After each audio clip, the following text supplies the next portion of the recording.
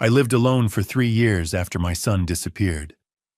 Then, on my 63rd birthday, he suddenly reappeared, sending me a $4,000 bottle of vodka. I couldn't drink it because of my heart condition. When he called and asked with a trembling voice, "Dad, how was the vodka?" I calmly replied, "I gave it to our family lawyer. He loved it." A horrified silence fell. Then he screamed, "Dad, what the hell did you do?" Just 24 hours later, what happened was beyond my imagination. Hey there! Thanks for joining me today. If you're new here, hit that subscribe button and tap the bell so you're always in the loop. Also, leave a comment below. I want to know where in the world you're watching from. Just a heads up, this story weaves together imagination and experience for both reflection and entertainment. While names and settings are crafted, the message at its core is something I hope resonates deeply with you. I'd been awake since 5:30 the way I always was these days. Old cop habits die hard. 25 years on the Ridgeview Force, 3 years retired, and my body still ran on the same clock. Up before dawn, coffee brewed by 6. Kate used to say I was allergic to sleep. She'd been right about most things. The doorbell rang at 7 sharp. I wasn't expecting anyone. My 63rd birthday wasn't the kind of occasion people remembered. Not anymore. Kate had always been the one who made a fuss, baking her lemon cake, inviting neighbors I barely knew. But she'd been gone 5 years now, and birthdays had become just another Tuesday in October. I set my coffee down and walked to the front door. Through the window, I saw a FedEx truck pulling away into the gray Oregon drizzle. On my porch sat a cardboard box, medium-sized, neat shipping label, no return address. I picked it up. Heavier than expected. The label read, Archer Dalton, 47 Maple Ridge Road, Ridgeview, OR 97401. Sender line blank. Just a tracking number and a date stamp from 2 days ago, Portland. Portland. A knot tightened in my gut. I hadn't heard from anyone in Portland in 3 years. I carried the box inside, set it on the kitchen table, and stared at it. The rational part of my brain, the detective part, said to open it. The other part, the part that had learned silence from certain people, was a gift, told me to throw it in the trash. I grabbed a knife and slit the packing tape. Inside, nestled in foam peanuts, was a bottle. Not just any bottle. A work of art. Crystal-cut glass, shaped like a rectangular tower, the liquid inside a deep amber that caught the morning light. The label was black velvet, embossed with platinum lettering. Blackthorn Crystal Reserve, 1952. This wasn't a $50 liquor store pickup. This was the kind of bottle you kept locked behind glass. Tucked beneath was a small card, cream-colored, handwritten in ink I recognized before I even read the words. Happy birthday, Dad. I hope this makes up for lost time. Julian, my son's handwriting. Neat, precise. I hadn't seen it in 3 years, not since the last envelope he'd sent. A terse note explaining he was moving to Portland for work and wouldn't be able to visit. No phone calls, no holidays, no explanation. And now this. I picked up the bottle again, turning it slowly. The label said 1952. If that was accurate, this bottle was worth more than my truck. I pulled out my phone and searched the name. Blackthorn Crystal Reserve, 1952. Last known auction sale, $3,800. $3,800 for vodka. Julian was an IT specialist, decent money, but not throwaway, $4,000 on a birthday, gift money. Not the Julian I remembered. The kid who'd called me 2 years ago asking for a $500 loan to cover rent. The kid who'd never paid me back. I set the bottle down and stepped back.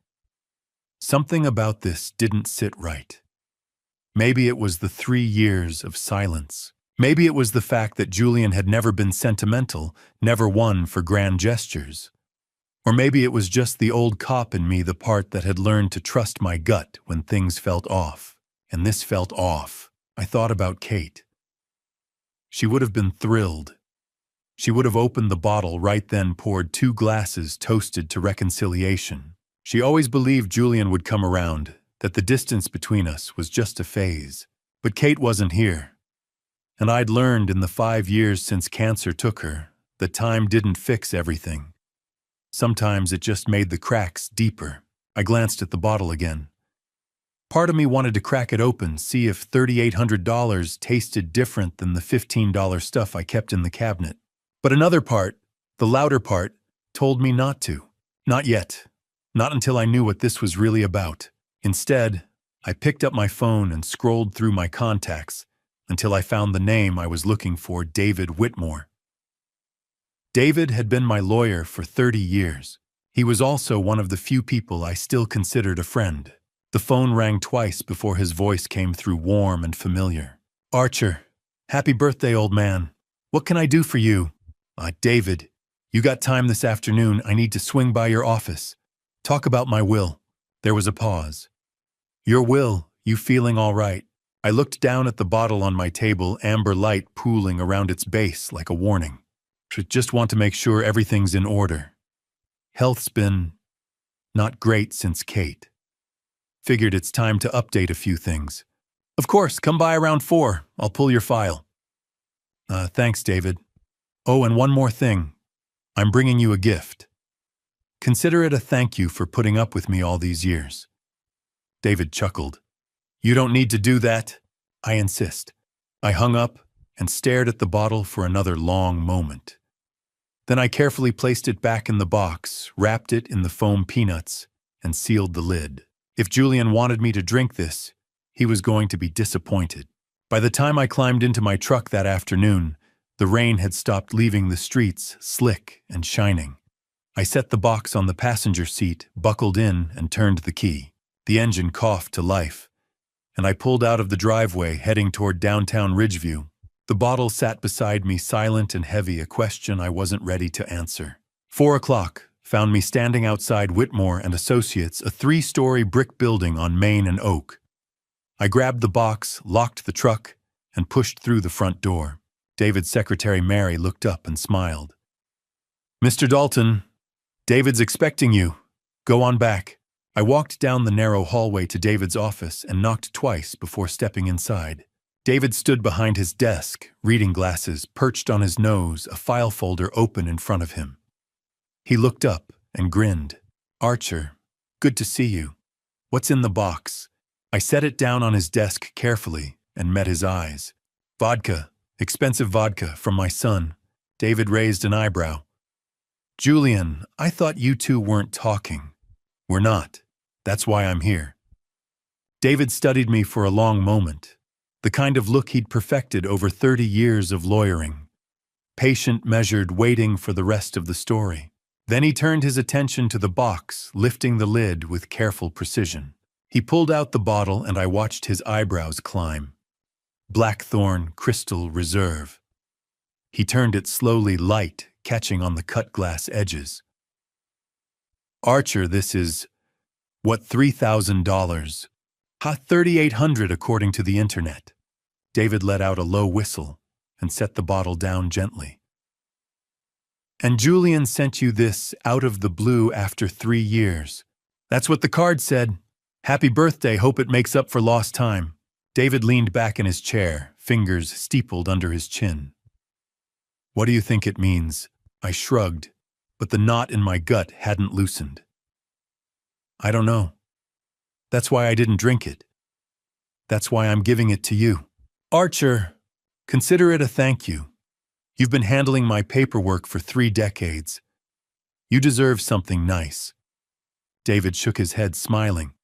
"You're paranoid. I'm careful, there's a difference." He picked up the bottle again, examined the label. "Well, if you insist, Margaret will kill me if she finds out I turned down a $4,000 bottle of vodka." He paused. "You said you wanted to talk about your will." "Yeah, pull the file. I want to make sure everything's current." David nodded and crossed to the tall steel cabinet in the corner, the kind with a combination lock and deadbolt. He spun the dial, pulled the door open, and retrieved a slim manila folder labeled Dalton Archer, Estate. He set it on the desk, opened it, and pulled out a sheaf of papers. My will, the one I'd signed back in 2020, just after Kate's diagnosis. David skimmed the first page, nodding.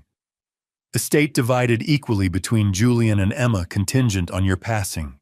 Standard stuff. Anything you want to change? Just want to review it. Make sure it's still accurate.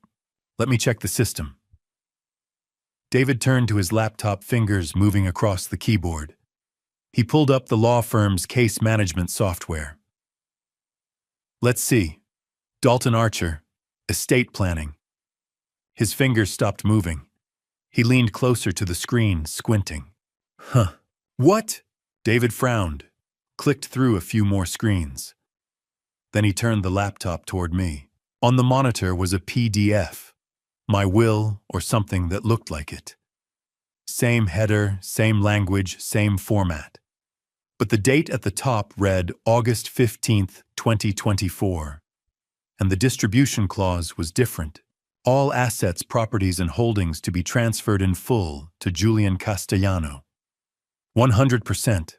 Not split. Not contingent. Just Julian. I stared at the screen, cold spreading through my chest. I didn't sign that. You didn't come in last month. No. I haven't been here since Kate's funeral arrangements. 4 years ago. David frowned, clicking to another window. There's an email here, October 8th, from archer.dalton.official@gmail.com. Says you updated the will, digitally signed it, electronically, asked me to prepare a hard copy. I don't have a Gmail account. My email's Yahoo. Has been for 20 years. David's frown deepened. He opened another drawer, pulled out a file folder labeled Pending Review. Inside was a printed copy of the same will, the August one, crisp and new. 3 versions, 3 places, all saying the same thing. All wrong? David set the paper down and met my eyes. Archer, someone's forging your documents. The words hung in the air like smoke. Julian, I said. David didn't argue. He just looked at the bottle of vodka sitting between us, and something shifted in his expression. No, we need to call IT, he said. Have them trace the system access check when that file was uploaded. If someone hacked our server... Do it! David reached for his phone, then stopped. Actually, let me have Mary handle it. She's better with the tech stuff. He stood, started toward the door, then paused. You know what, to hell with it. I've had a long day. Let me pour us a drink first, and then we'll get IT on the line. David, Archer, I've been working since 7 this morning. I just found out my system's been compromised. I'm having a drink. He walked to the small bar cart in the corner, grabbed 2 crystal tumblers, and brought them back to the desk. He broke the seal on the blackthorn bottle with a soft crack. The vodka poured smooth and clear. David filled both glasses, slid one toward me. To 30 years of friendship, he said. I didn't pick up the glass. I'm on heart medication. Can't mix it with alcohol. David raised an eyebrow. Since when? Since Kate. Blood pressure's been a mess. Doctor's orders. He shrugged, lifted his glass. More for me, then. He took a sip. Small, maybe an ounce. Then another. Smooth, he said, setting the glass down. Really smooth. No burn at all. I watched him, that knot in my gut twisting tighter. Something about this whole situation felt wrong. The forged will, the email, the $3,800 bottle showing up the same week someone decided to rewrite my estate plan. David picked up his phone. All right. Let me call Mary, have her get IT on this. He dialed, waited. Mary's voice came through tinny and distant. David explained the situation. Compromised system, forged documents, need a trace. Mary said she'd handle it first thing tomorrow morning. David thanked her and hung up. She'll have someone look at it in the morning. IT guy's already gone home. I nodded, but I didn't like the delay. We talked for another 10 minutes. David asked about my health, about managing the house alone. I gave him the same answers I always did. Fine managing. He told me about a case he'd just closed. I listened half-focused, my mind still circling back to that forged will. By the time I stood to leave, the sky outside had faded to dusk. "Thanks for this, David," I said, nodding toward the bottle. "You sure you don't want to take it back?" "I'm sure, enjoy it." David walked me to the door, shook my hand. "I'll let you know what IT finds." I nodded. I drove home, microwaved leftover chili, ate it standing at the counter. I thought about calling my old partner, Frank Miller, but I didn't have anything solid yet, just a bad feeling and a forged document. So I went to bed early, lay there staring at the ceiling. The call came at 9:47 p.m. I was half asleep when my phone lit up, vibrating against the nightstand. I squinted at the screen. Margaret Whitmore. I answered on the second ring. "Margaret." Her voice hit me like a fist. Ragged, breathless, broken. "Archer. Oh God, Archer, it's David. Something's wrong. We're at the hospital. They think he's been—" The word caught in her throat, strangled. Poisoned. I was out of bed before Margaret finished the sentence. My hands found my jeans and the dark keys on the nightstand. The phone stayed pressed to my ear as I moved through the house. Shoes, jacket, wallet. Margaret was still talking, words tumbling over each other. Ambulance, chest pain, racing heart. "I'm on my way," I said and hung up. The drive to Ridgeview General took 15 minutes through rain-slicked roads. My mind ran faster than the engine. David had drunk from that bottle. One glass, maybe two, and now he was in the hospital. Julian had sent that bottle. The pieces didn't fit yet, but the shape was starting to come clear. I pulled into the hospital lot just after 10 and jogged toward the entrance. Fluorescent lights hit me like a slap. Too bright, too sterile. The ER waiting room smelled like antiseptic and burnt coffee. Margaret stood near the nurse's station, arms wrapped around herself, face pale. She saw me and crossed the room. "Archer." Her voice cracked. "They won't tell me anything." "What happened?" "We were watching TV. He said he felt dizzy. Then he grabbed his chest, said his heart was racing. I called 911. "Is he conscious?" "He was, but they took him back an hour ago. A nurse walked by, and I flagged her down." "David Whitmore. Came in about an hour ago. Cardiac issue. Can you tell us anything?" The nurse glanced at her clipboard. "Are you family?" "I'm his wife," Margaret said. "The doctor will update you soon. Right now, Mr. Whitmore is stable, but we're running a full toxicology screen." "A toxicology, huh?" Margaret's voice went thin. "On standard procedure, rapid heart rate, arrhythmia, no prior cardiac history. We have to rule out contamination. Contamination. Not poisoned. Not yet. But close enough." The nurse disappeared through the double doors. Margaret sank into a plastic chair.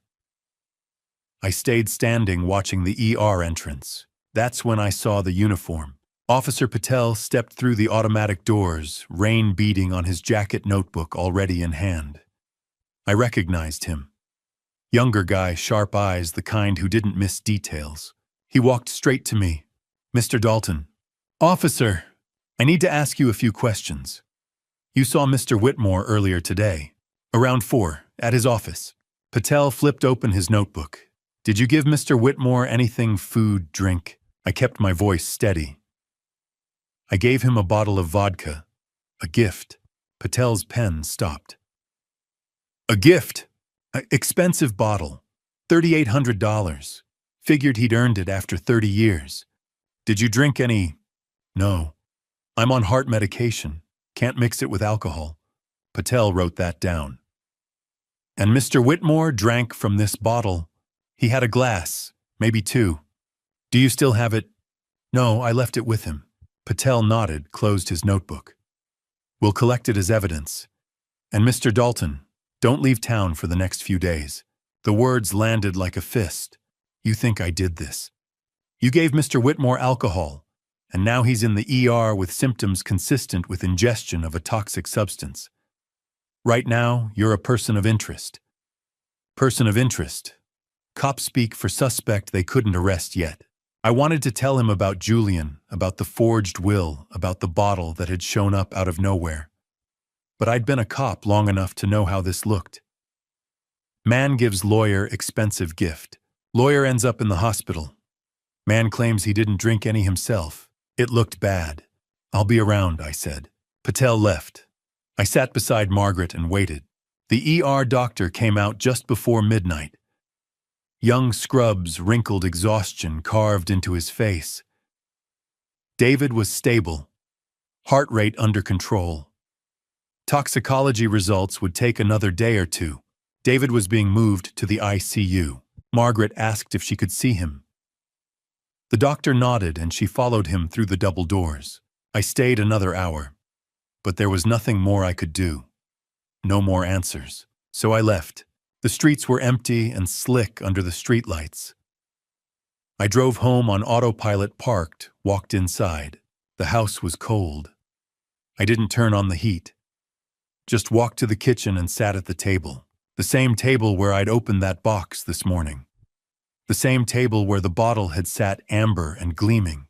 I pulled a notebook from the drawer, the kind I used to carry on the job, small and spiral-bound, and opened it to the first blank page. October 12th, 2024.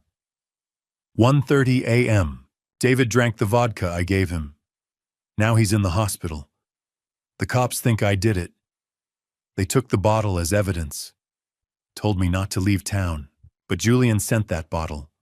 Julian, who hasn't spoken to me in 3 years. Julian, who forged my will and hacked David's system. Coincidence. I stared at the words for a long time. Then I closed the notebook, turned off the light, and went to bed. Sleep didn't come easy. Every time I closed my eyes, I saw that bottle, crystal-cut amber light, Julian's handwriting on the card.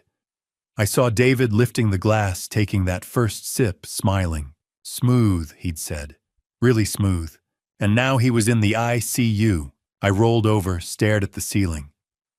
The rain started again, tapping against the window like fingernails. Somewhere in Portland, Julian was asleep in his condo.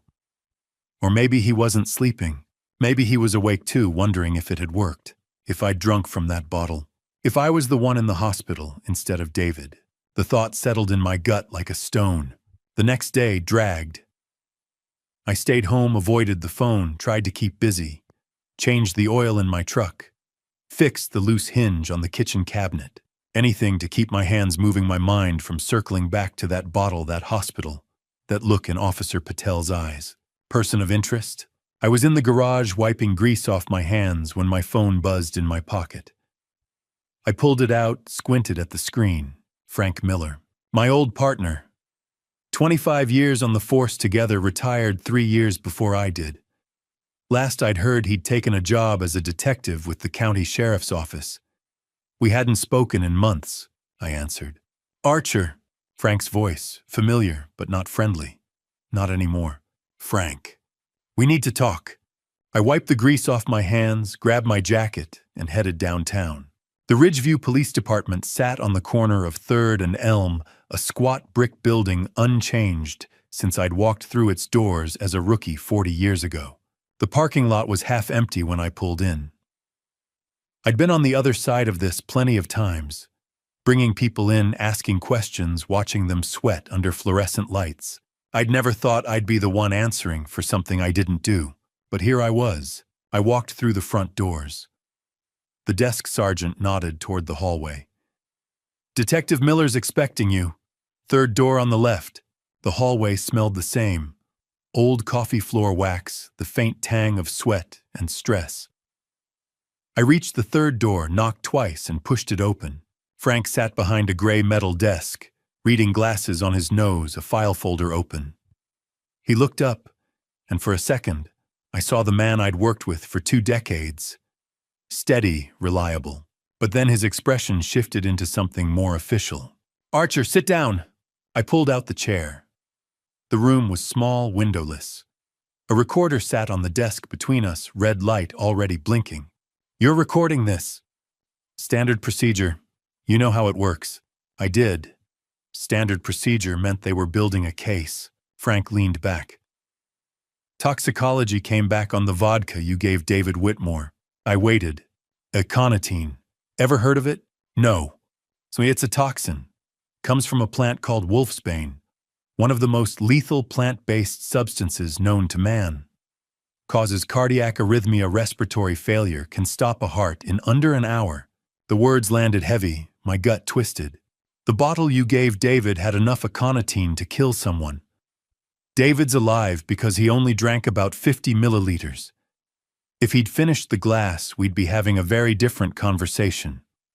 I swallowed. I didn't know. I believe you, but I need you to help me understand how a bottle of $3,800 vodka ended up laced with poison and in your hands. I met his eyes. Julian sent it to me. Frank's expression didn't change, but I saw the flicker of interest.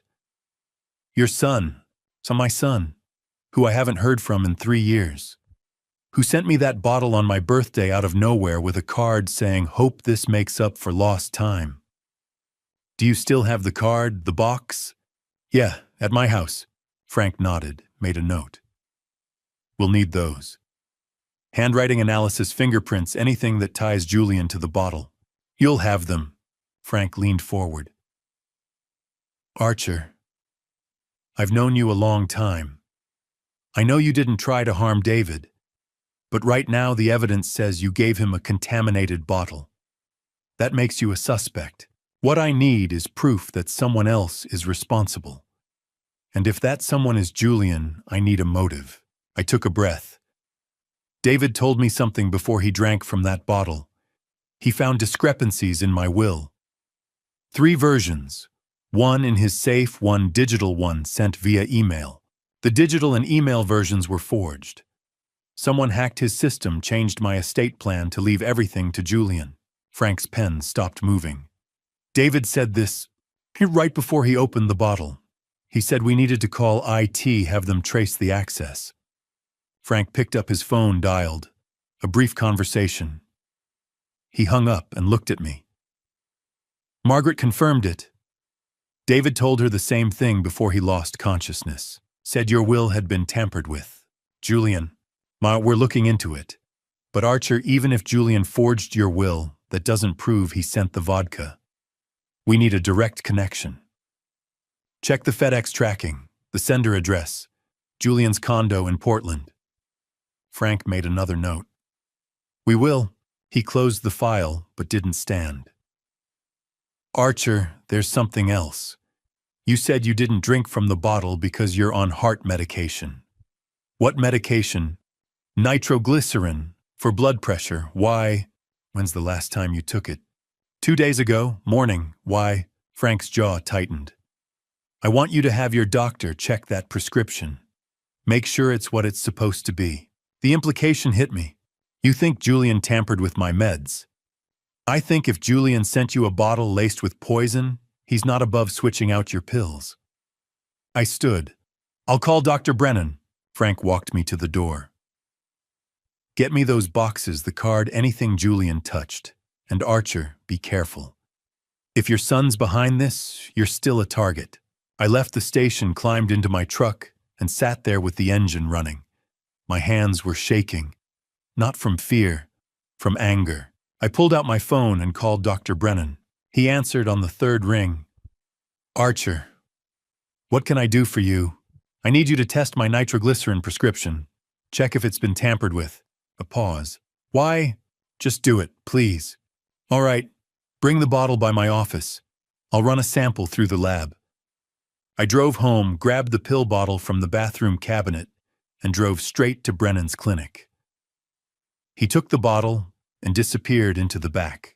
I sat in the waiting room, staring at a cholesterol poster, trying to figure out when it had all gone wrong with Julian.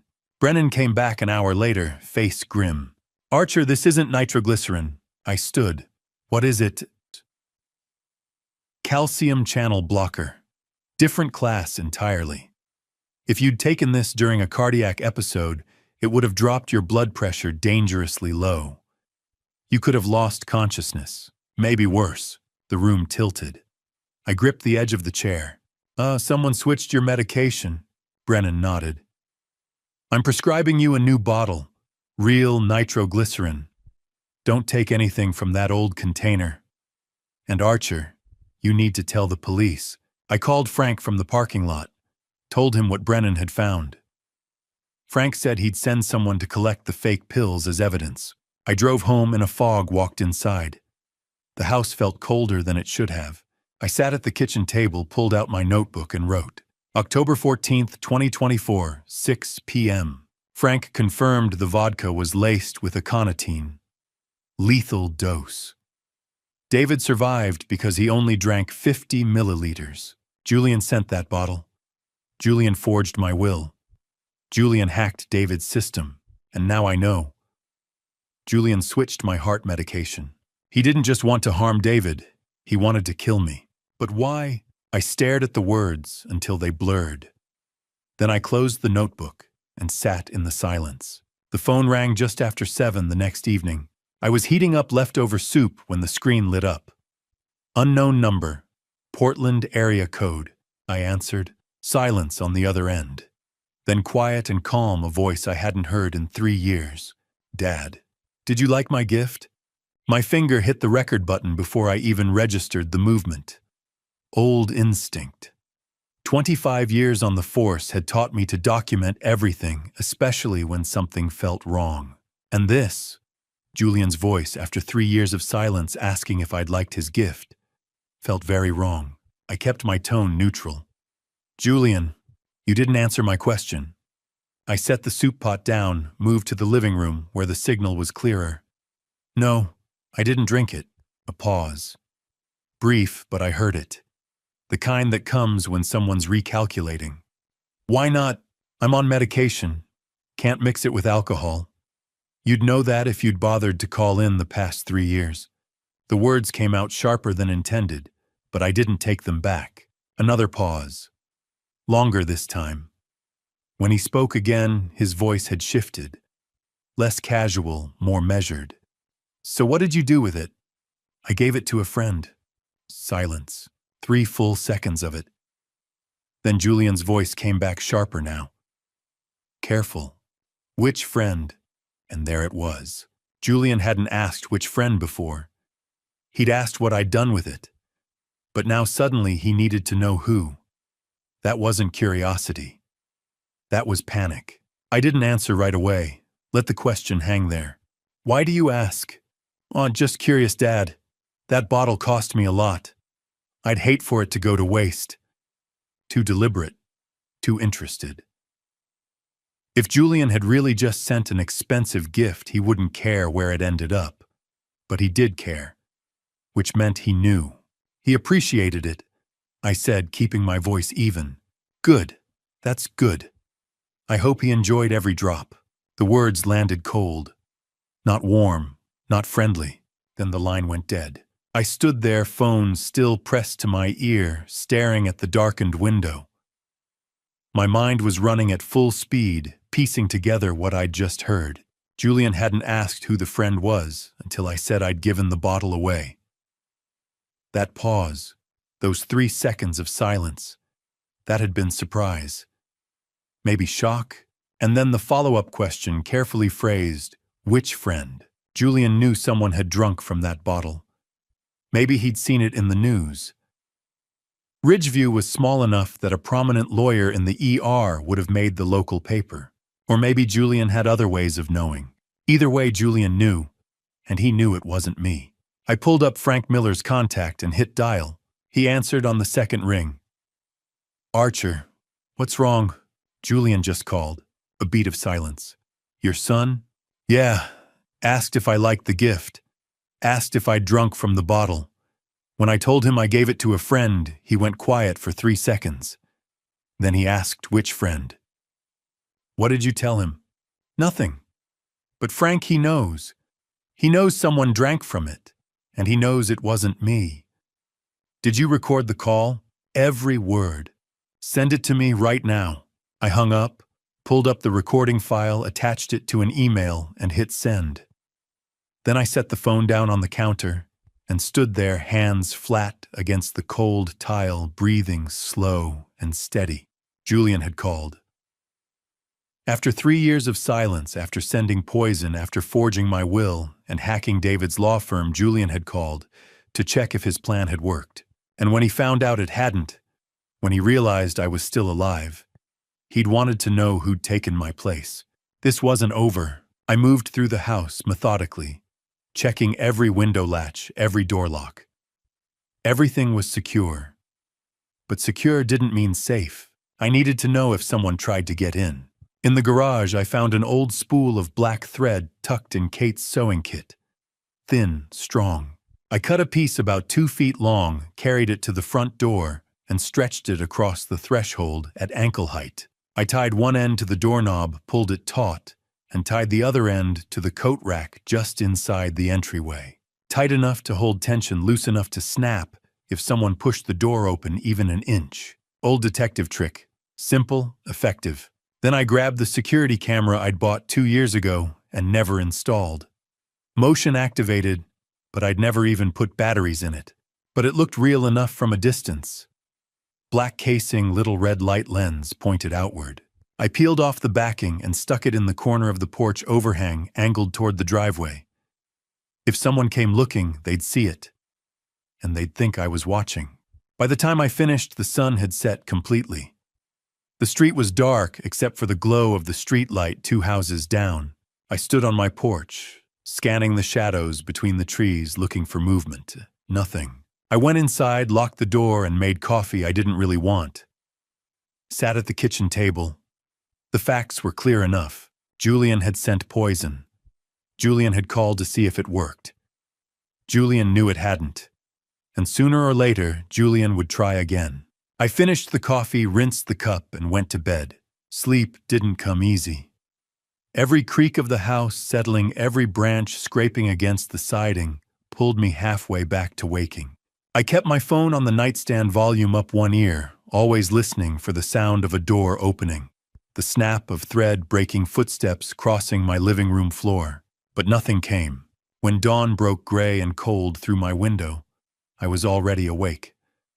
I swung my legs out of bed, pulled on jeans and a sweatshirt, and padded barefoot down the hallway to the front door. The thread was gone, not just broken, gone. Snapped clean in the middle, both ends dangling loose. One still tied to the doorknob, the other hanging limp from the coat rack. Someone had opened my front door, stepped inside, and left. I turned, slowly looked out through the window at the porch. The camera was still there, mounted in the corner, but it had been moved. Just a few degrees to the left, angled away from the driveway, now pointing at nothing. Whoever had come in last night had known exactly what to look for. I stood there in the doorway, cold October air rolling in around my bare feet, and stared at that broken thread swaying gently in the breeze. Julian hadn't just called to check on me. He'd sent someone to finish what the vodka hadn't. I didn't touch the thread. First rule of preserving a scene: don't contaminate it. I backed away from the doorway, grabbed my phone, and dialed Frank Miller. He answered on the third ring, voice thick with sleep. Archer, it's 6 in the morning. Someone broke into my house last night. A pause. I heard him sit up. You sure? I set a tripwire. Black thread across the doorframe. It's snapped clean. And the camera I mounted on the porch. It's been moved. Angled away from the driveway now. You heard? No. Whoever it was came in and left. Didn't take anything. Just wanted me to know they could. I'll be there in 2 hours. Don't touch anything. I know the drill. I hung up and stood in the hallway, scanning the living room. Everything looked the same. Couch cushions undisturbed. TV remote on the coffee table. Kate's quilt folded over the armchair. Nothing missing, nothing out of place. But someone had been here, walking through my house while I slept. I moved through each room, slowly checking. Kitchen, clean. Bathroom, towel hanging where I'd left it. Bedroom, bed unmade, closet door half open. Garage. Truck keys on the hook toolbox undisturbed. Whoever had come in hadn't been looking to steal. They'd been checking to see if I was home, or sending a message, we can reach you whenever we want. I crouched by the front door, examined the lock. No scratches. No signs of forced entry. Which meant either they'd picked it, not hard with a lock this old, or they had a key. That thought settled cold in my gut. I made coffee, strong black. Sat at the kitchen table and waited, watching the clock crawl toward 8. Frank's unmarked sedan crunched into my driveway just after 8. I met him at the door, stepped aside so he could see the dangling thread. He knelt, pulled a small flashlight from his jacket, and swept the beam across the threshold. No footprints. Ground's too dry. Camera, show me. We stepped onto the porch. Frank examined the adhesive mount, the angle of the lens. Moved deliberately. This wasn't some kid. Whoever did this knew what they were looking for. Professional or experienced. Could be Julian hired someone. Could be Julian himself, though I doubt it. He's not the hands-on type. Frank straightened, looked at me. You sent me that recording. Julian's call. Yeah. I've listened to it 3 times. That pause when you said you gave the bottle to a friend. That's not curiosity, Archer. That's panic. I know. And the follow-up. Which friend? Julian's trying to figure out if his plan worked. Frank pulled a file folder from his car, flipped it open. Inside was the birthday card Julian had sent, sealed in a plastic evidence bag, next to a photocopy of an old tax return with Julian's signature. Forensic document examiner compared the handwriting. 97% match. Same slant, same pressure, same loops. Julian wrote that card.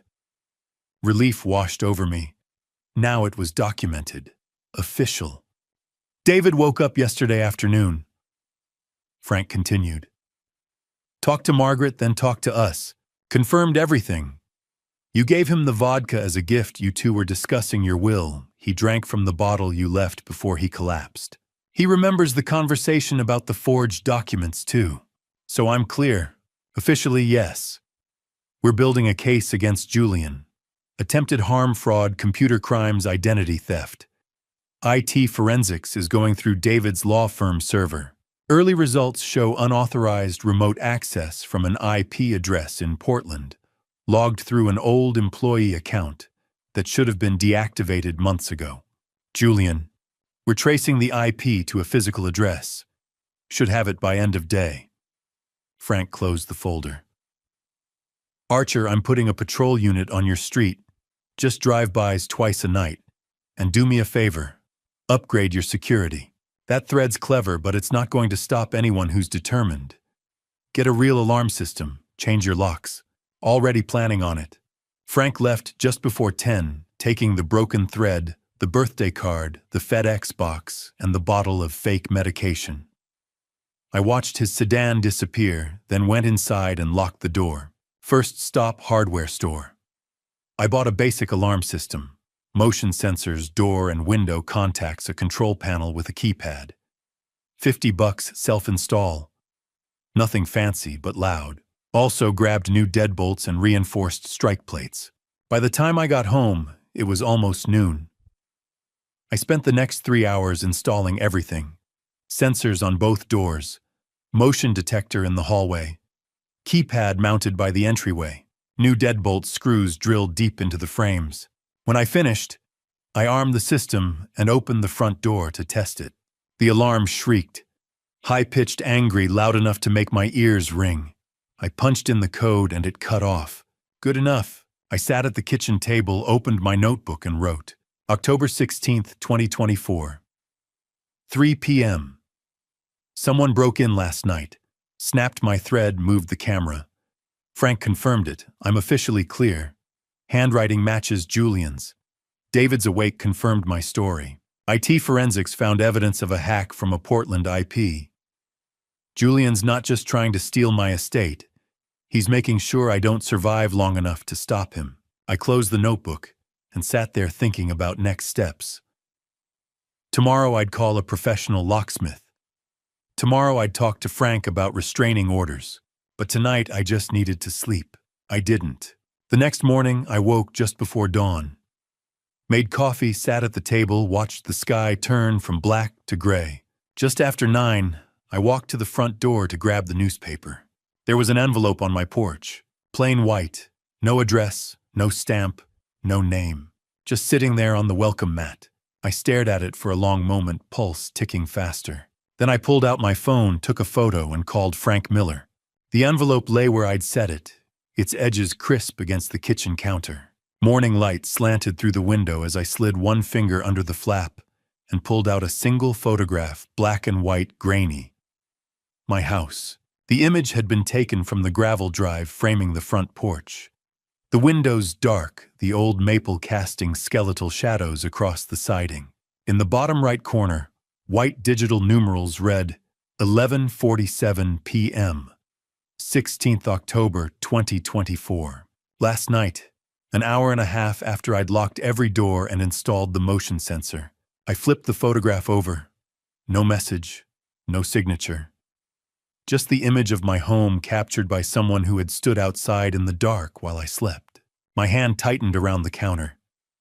For 30 years, I'd been the one doing surveil Archer, holding the camera, documenting evidence. Now I was the subject, the target. I pulled out my phone and called Frank Miller. "Sure." His voice was thick with sleep. "Check your email. I'm scanning it now." "What is it?" "A photograph. My house. Time-stamped 11:47 last night." A pause, then the creak of bed springs. "You're telling me someone walked your property an hour after you installed that alarm?" "That's exactly what I'm telling you." "Did the sensor trigger?" "No." Another pause. "I'll be there in 40 minutes. Don't touch the envelope." I set the phone down and stared at the photograph again. The angle was deliberate. Not a casual snapshot, but a composed frame, the kind a professional would take. Or someone who had studied under one. Julian had been 12 when I'd taught him how to use my old Nikon, how to adjust the aperture for low-light shots. We'd spent a summer stalking deer in the hills east of Ridgeview, him crouched beside me as I whispered instructions. That boy was gone. In his place stood a man who sent poisoned vodka and forged wills, who swapped medication, and hired thugs who stood in my driveway at midnight and took pictures. By 10:30, Frank had left, with the photograph sealed in an evidence bag. I stood at the kitchen sink rinsing my mug when the first wave hit. A crushing weight across my chest, radiating down my left arm like molten lead. I gripped the counter, gasping, my vision narrowing. Nitroglycerin. I needed nitroglycerin. My jacket hung by the door. I staggered toward it, each step an effort, my lungs refusing to draw a full breath. My fingers fumbled in the pocket closed around the small brown bottle, twisted the cap, then stopped. Dr. Brennan's voice echoed in my head. "The pills in your original bottle were fake. If you'd taken one during an episode." I set the bottle on the counter, pulled my phone from my other pocket with shaking hands, and dialed. "Dr. Brennan, it's Archer Dalton. I need help." "Archer, what's wrong?" "Chest pain. Bad. Can't take the pills." "They might be." Don't take anything. I'm on my way. Sit down and stay on the line." I lowered myself into the kitchen chair, phone pressed to my ear, and focused on breathing. In, out, in, out. The pain clawed at my ribs, each beat of my heart a hammer blow. "Still there, Archer?" "Yeah. Just good. I'm turning onto your street now." Dr. Brennan arrived at 11, black medical bag in hand, his graying hair disheveled. He knelt beside my chair, pressed 2 fingers to my wrist, counted silently. My pulse is elevated but steady. "Here." He handed me a small white tablet and a glass of water. "This is sublingual nitroglycerin. I pulled it fresh from the hospital pharmacy an hour ago. Put it under your tongue." I obeyed. The tablet tasted bitter, and within seconds the vice around my chest began to ease.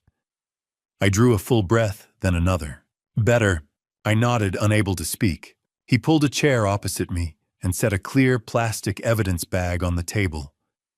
Inside lay the brown prescription bottle I'd carried for 3 months. "Lab confirmed it yesterday," he said quietly. "Amlodipine, a calcium channel blocker.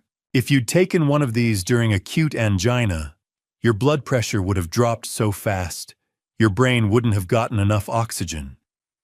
You'd have lost consciousness in under 2 minutes. At your age, with your history, he didn't finish. He didn't have to. Who would swap my medication? I asked, though I already knew. Someone with access to your house. Someone who knows you have a heart condition. Someone who wanted it to look like natural causes. Julian, Dr. Brennan wrote a prescription for a fresh 90-day supply, showed me the tamper-proof seal on the new bottle, and made me promise to call 911 if the pain returned. After he left, I sat at the kitchen table and opened my journal. October 17th, 2024, 11:45 a.m. This morning, I received a photograph of my house time-stamped 11:47 p.m. last night. At 10:30, I had a severe angina attack. I reached for my nitroglycerin, but remembered Dr. Brennan's warning. The lab report is clear the original pills were amlodipine, not nitroglycerin. If I had taken one during the attack, I might not have survived. Julian planned every step: the poisoned vodka, the forged will, the swapped medication. He is trying to make sure I do not live long enough to stop him. I closed the notebook, poured a second glass of water, and tried to convince myself the new locks and alarm system would be enough. At 2:34 in the morning, I woke to the sound of footsteps. Not outside, inside, slow, deliberate. Moving through the living room toward the hallway where my bedroom door stood half open, I lay frozen beneath the quilt, listening. The alarm remained silent. No beep. No siren. Nothing. I reached for my phone on the nightstand. The footsteps stopped. A shadow passed beneath the narrow gap at the bottom of my bedroom door. Then a voice, low and unfamiliar, spoke from the other side. "Mr. Dalton, we need to talk." I kept my service revolver in the nightstand drawer, a Smith & Wesson Model 10 I'd carried for 23 years on the force. My fingers found the grip in the dark, cool steel against my palm, and I eased out of bed without making a sound. Kate's quilt slid off my shoulders as I moved toward the door, each step deliberate, the floorboards silent beneath my bare feet. The voice had come from downstairs. Calm. Patient. Not the frantic urgency of a burglar caught mid-act, but the measured tone of someone who had all the time in the world. I edged into the hallway, back pressed against the wall, revolver raised. The glow from the kitchen nightlight spilled across the hardwood. I descended slowly, keeping to the outside edge of each step, my breath shallow and controlled. At the bottom, I paused, listening. The living room lay to my left, dark, except for moonlight through the windows. A silhouette sat motionless on the sofa, hands resting on his knees, posture relaxed. I reached around the corner and flipped the light switch. The man on my couch didn't flinch. He was in his mid-40s, compact and muscular, dressed in a black leather jacket and dark jeans. His hair was slicked back, graying at the temples. He raised both hands slowly, palms open. "Easy, detective," he said, his voice carrying a faint Brooklyn accent. "I'm not here to hurt you. This is a professional courtesy." I kept the revolver trained on his chest. "Who are you?" "I'm Vincent Russo. People call me Vinny." He tilted his head toward the coffee table. "Mind if I lower my hands? My shoulders aren't what they used to be." "I keep them where they are." He nodded, unbothered. "Fair enough. You want to know why I'm sitting in your living room at 2:30 in the morning. So here's the short version. Your son owes my employers $300,000. The number hit me like a punch.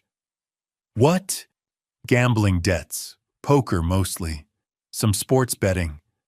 Julian's been playing at a private club in Portland for the past 18 months. He's good, I'll give him that, but not good enough. By June, he was in the hole for $250. By August, $300 even. I lowered the revolver an inch, my mind racing.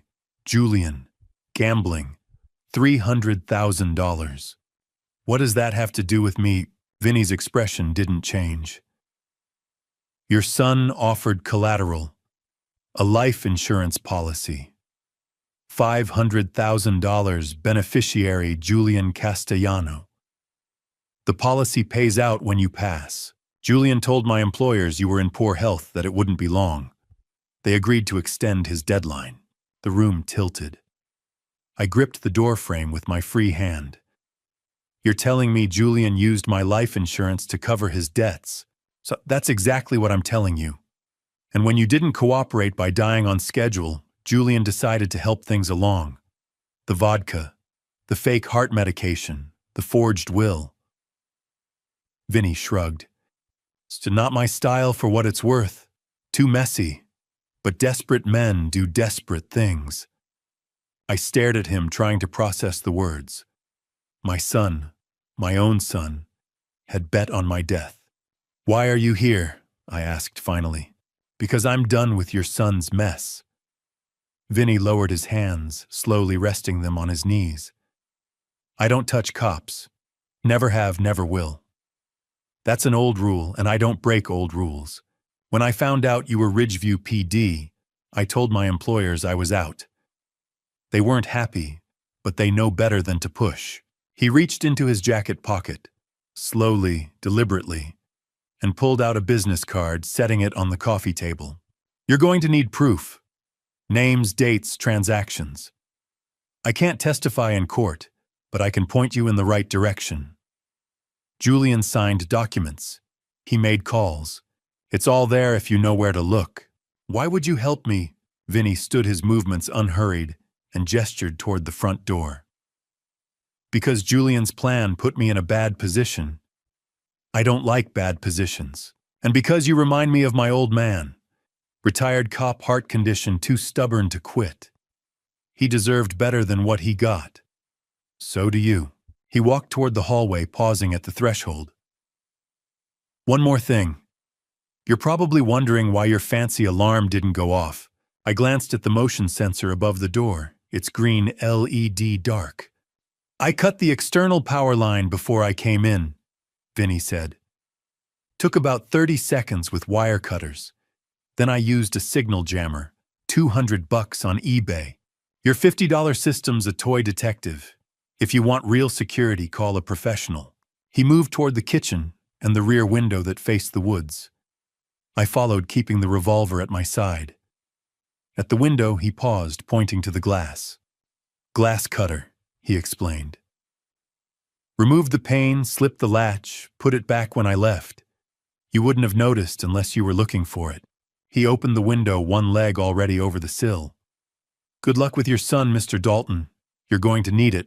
Then he was gone, swallowed by the shadows between the trees. I locked the window, checked every door twice, and poured myself a whiskey I didn't drink.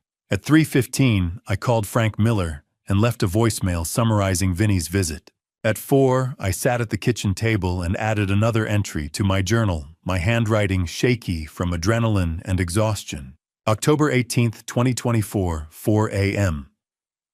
Vincent Russo, connected to organized crime, broke into my house tonight. He explained that Julian owes $300,000 in gambling debts and used my $500,000 life insurance policy as collateral. Julian's motive is now clear. He needs me gone to collect the insurance and pay his debts. I closed the notebook and watched the sky turn from black to gray. At 6:30, Frank called back, his voice tight with controlled fury. By 7, he was at my door with 2 uniformed officers and a forensic kit. By noon, we had a warrant. 2 days later, on the 20th of October, I was sitting in my study reviewing bank statements Frank had subpoenaed when my phone buzzed. A video call. Emma's name appeared on the screen, and I felt my chest tighten. But this time it was relief, not pain. I answered, and my granddaughter's face filled the screen, her blonde hair pulled back in a ponytail, her blue eyes bright. Grandpa, you answered. Her face filled the screen, bright and unguarded, the way only a 10-year-old's can be. Blonde hair pulled back in a high ponytail, a gap where her left front tooth used to be freckles scattered across her nose. Emma, my granddaughter, the one pure thing left in this mess. Grandpa, she said again, her grin widening. I thought you weren't going to pick up. I forced a smile, settling back into my desk chair. I always pick up for you, sweetheart. How's school? Boring. She rolled her eyes. Mrs. Henderson makes us do multiplication tables every single day. I already know them. Multiplication's important, I said. You'll need it when you're older. That's what Mom says. Emma leaned closer to the camera, lowering her voice to a whisper. But I think she just doesn't want to help me with homework. I chuckled, the sound hollow in my chest. Where is your mom? It's upstairs. She's on the phone with somebody. She's been on the phone a lot lately. Emma tilted her head. Grandpa, when are you coming to visit? You promised you'd take me to the zoo before it gets too cold. The zoo. I'd promised her that back in July before everything started unraveling. Soon, I said, hating the lie. I've been a little busy, but I'll come see you soon. You always say that. She pouted, then brightened. Dad says we're going to be rich soon. Maybe we can go to the big zoo in Seattle instead, the one with the pandas. The words hit me like ice water. I kept my expression neutral. Your dad said that, yeah, he's been really happy lately. He keeps saying things are going to get better, that we won't have to worry about money anymore. Emma twirled a strand of hair around her finger. He talks to somebody named Vinny a lot, like every day. Is Vinny your friend? My throat closed. I swallowed hard. No, sweetheart. Vinny's not my friend. Why do you ask? Because Dad mentions you when he talks to Vinny. He locks himself in his office and talks really quiet, but I heard him say your name once. And something about insurance. She wrinkled her nose. What's insurance? I closed my eyes for a breath, trying to steady the roar in my ears. Insurance it's something grown-ups have to make sure their families are taken care of. It's complicated. Oh, she shrugged, already losing interest. Dad says a lot of complicated stuff lately. Mom gets mad at him sometimes. I heard them fighting last week. About what? Emma hesitated, glancing over her shoulder. When she turned back, her voice was quieter. I don't know. But Mom was crying. She said something about how she didn't sign up for this, and Dad said she needed to trust him, that everything would work out. I wanted to reach through the screen and pull her out of that house, away from Julian. But all I could do was sit 300 miles away and listen. Emma, I said gently, has your dad been acting strange, different than usual? She thought for a moment, chewing her bottom lip. Kind of. He's gone a lot. And when he's home, he's always on his phone or in his office. He used to play board games with me on Saturdays, but he hasn't done that in forever. Her eyes brightened. But he bought me a new iPad last month. He said it was an early birthday present. An early birthday present. Paid for with borrowed money, or money he expected to collect once I was gone. That's nice of him, I managed. Yeah, Emma leaned back. Grandpa, can I tell you a secret? Of course. And Dad told me not to talk to you about the Vinny stuff. He said it was private, and I shouldn't mention it if you called. She bit her lip, looking guilty. But I miss you. And I don't think secrets are good. Mom says secrets make people sick. Your mother is right, I wanted to say. Secrets rot from the inside out. Instead, I said, I miss you too, sweetheart. And you can always talk to me about anything, okay? No matter what your dad says. She nodded, her smile returning. Okay, we talked for another few minutes. About her friends at school, about the book she was reading, about the stray cat in their backyard. I let her chatter fill the silence. When Sarah called her name from upstairs, Emma waved at the camera. I have to go. Love you, Grandpa. Love you too, Emma. The screen went dark. I sat motionless for a long time, staring at the blank tablet. Dad says we're going to be rich soon. He talks to somebody named Vinny a lot. He mentions you. Julian hadn't just planned my death. He'd talked about it openly enough that a 10-year-old had picked up fragments. He'd locked himself in his office and made calls to Vinny Russo. while his daughter played in the next room negotiating the terms of his father's life insurance. I opened my journal and began to write. October 20th, 2024, 5 o'clock p.m. Emma called today. She mentioned that Julian has been telling her we're going to be rich soon, and that he frequently speaks with someone named Vinny. She overheard him mention my name and the word insurance. Julian has instructed Emma not to discuss this with me.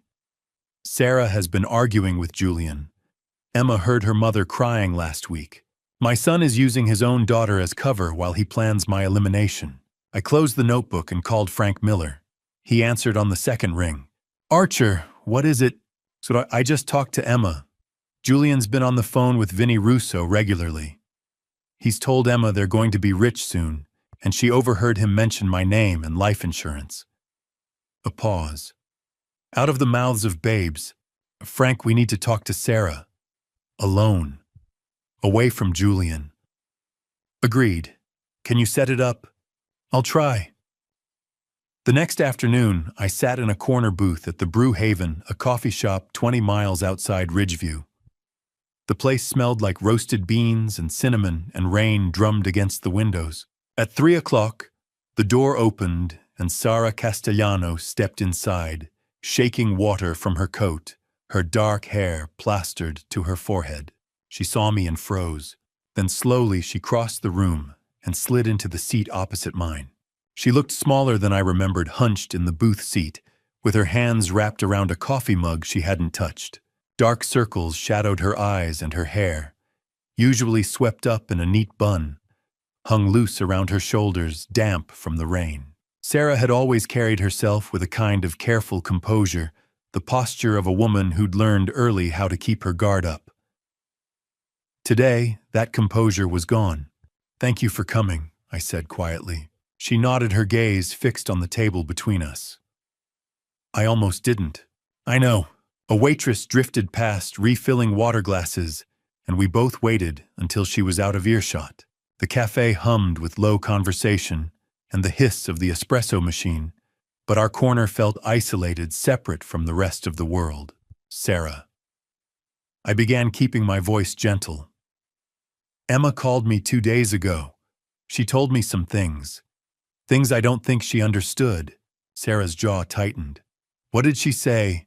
How that Julian's been telling her you're all going to be rich soon. That he talks to someone named Vinny regularly. That she overheard him mention my name and life insurance. Her eyes closed. When she opened them again, they were wet. I told him to stop.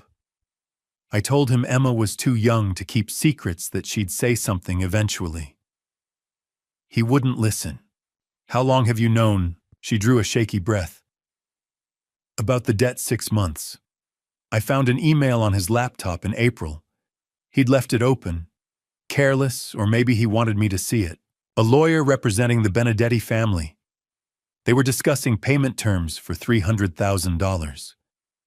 She paused, wrapping her arms around herself. I confronted Julian. He told me it was under control, that he had a plan, that I needed to trust him. Good, and you believed him? I wanted to.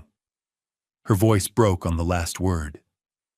He's my husband, Emma's father. I wanted to believe he wasn't stupid enough to borrow money from the mob.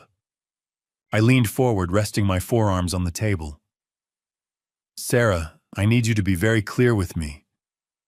Did you know about the vodka, about the fake heart medication? Her head snapped up, eyes wide. What? Someone sent me a bottle of vodka laced with aconitine, a poison. My lawyer drank it and nearly died. Someone also swapped my nitroglycerin pills with a different drug. If I'd taken one during a heart attack, I would have died within minutes. The color drained from her face. No, I didn't know. I swear to God, Archer, I didn't know. Her hands shook so badly she had to set the mug down. Julian told me he was working on refinancing. He said he had a business opportunity, that he just needed a few more months. He never said anything about... She stopped, pressing a hand to her mouth. I watched her carefully, searching for any sign of deception.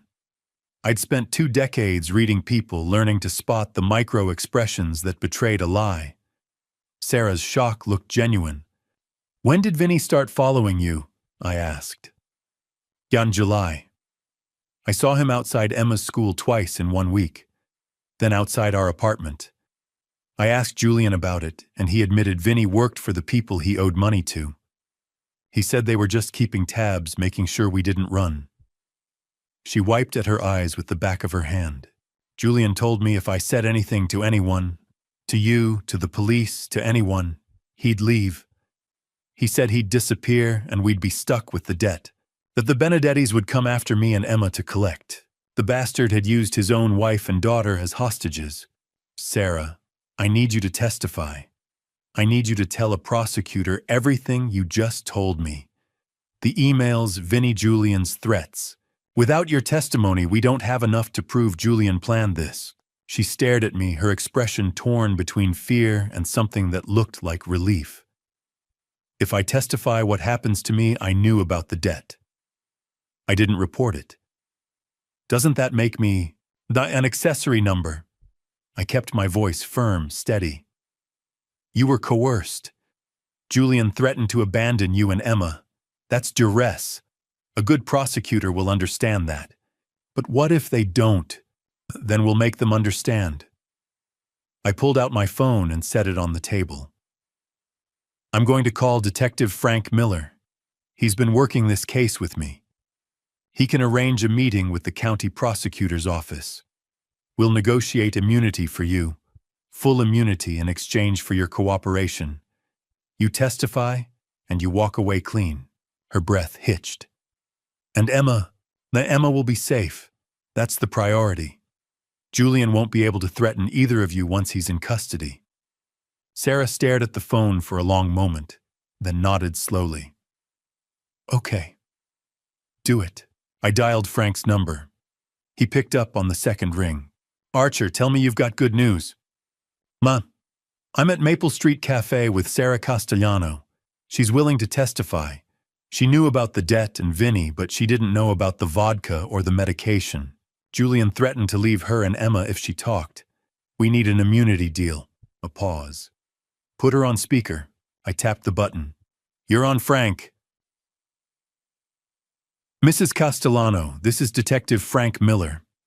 Have you been in contact with your husband since agreeing to meet Mr. Dalton today?" Sarah's voice was barely above a whisper.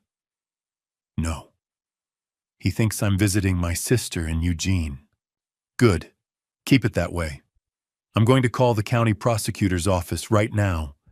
Can you stay where you are for the next hour?" "Yes." "All right, sit tight. I'll have an answer for you soon." The line went dead. Sarah exhaled slowly, her shoulders sagging. "What if Julian finds out? He won't," I said, though I couldn't be certain. "Frank's discreet, and once you're under witness protection, Julian won't be able to touch you." She nodded, but the fear didn't leave her eyes. 2 days later, on the morning of October 23rd, Frank and I stood outside the offices of Whitmore and Associates. The building looked the same as it had 3 weeks ago. Red brick brass nameplate, the scent of old paper, and lemon polish drifting through the open door. But David Whitmore was no longer inside. He was home recovering, and his son Thomas had taken over the practice. Thomas Whitmore Jr. met us in the reception area, a man in his early 40s with his father's sharp eyes and his mother's precise demeanor. He shook our hands and gestured toward the conference room. "Gentlemen, my father told me you'd be coming." The conference room smelled like leather and old paper, the kind of scent that clings to law offices. Thomas Whitmore, Jr. gestured for us to sit at the long mahogany table, then crossed to a wall safe hidden behind a framed print. He spun the dial, pulled the door open, and withdrew a manila folder embossed with my name. My father kept the original here," Thomas said, setting the folder in front of me. "He never trusted digital storage for estate documents." I opened the folder. Inside lay a will dated March 15th, 2020, signed in my own handwriting and witnessed by David Whitmore and his secretary. The language was straightforward: "Upon my death, My estate would be divided equally between Julian Castellano and Emma Castellano, with a trust established for Emma until she turned 25. This is the real one, I said quietly. Thomas nodded. That's the version my father filed with the state. But 3 weeks ago, when you brought him that vodka, he pulled up the case file and found something else. He opened his laptop and clicked a file. A PDF appeared. Another will dated August 15th, 2024, bearing a digital signature that looked like mine. This version left 100% of my estate to Julian Castellano. No mention of Emma. Frank leaned forward, his jaw tight. How did this get into your system? But that's what we hired Catherine Walsh to find out. Catherine Walsh arrived 10 minutes later, a woman in her early 40s with sharp eyes and the demeanor of someone who spent her days dissecting code. She set a tablet on the table and pulled up a slideshow. Good gentlemen, she began, your son executed a 3-layer attack on Whitmore and Associates system. Let me walk you through them. She tapped the screen. The first slide showed a server log, rows of data stamped with dates and IP addresses. Layer 1, cyber intrusion. On August 15th at 2:34 a.m., someone accessed the firm's cloud server using credentials belonging to a former paralegal. The access originated from IP address 198.51.100.42, which traces to Unit 407 at the Laurelhurst Towers in Portland. My breath caught. Julian's apartment.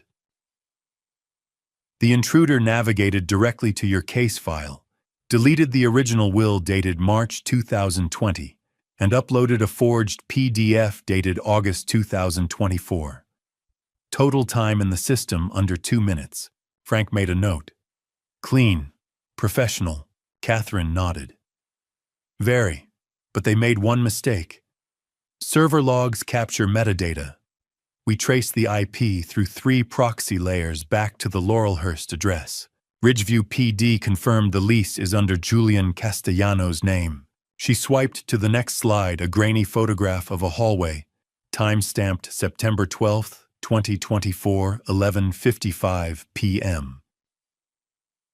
Layer 2, physical intrusion. This is footage from a backup security camera. At 11:55 p.m. on September 12th, a man approximately 5 feet 10 inches tall entered the office. He wore a hoodie and gloves, but his build matches a male in his mid to late 30s. She zoomed in. The figure moved with purpose, heading straight for David Whitmore's office. He was inside for 8 minutes. The next morning, Mary Baker found a printed copy of the forged August will in the pending files tray on her desk. The paper stock matched the firm's letterhead. Mary assumed Mr. Whitmore had printed it himself and filed it accordingly. Thomas interjected. My father never printed that will. He didn't even know it existed until you brought him the vodka, and he cross-checked the files. Catherine swiped again. The third slide showed an email header, lines of code across the screen. Layer 3, social engineering. On October 8th at 9:20 a.m., Mr. Whitmore received an email from archer.dalton.official@gmail.com. The subject line read, Updated will, please review. The body was brief, asking him to update his records and signed with your name. She looked at me. You don't use Gmail, do you, Mr. Dalton? No. I've had the same Yahoo account for 15 years. So it's exactly. The email was spoofed. When we examined the headers, the originating IP was once again 198.51.100.42. Julian's apartment. Frank exhaled slowly. 3 layers. Cyber, physical, social.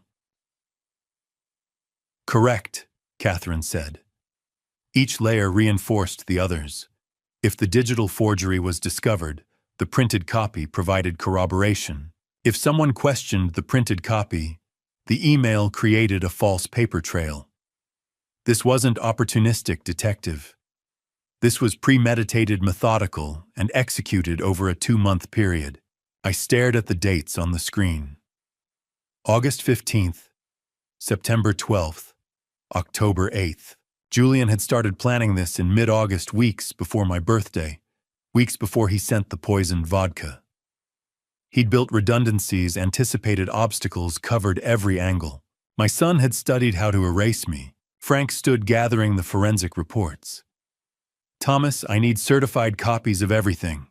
The original will, the server logs, the security footage, the email headers. I'll forward them to the prosecutor's office today. Thomas nodded.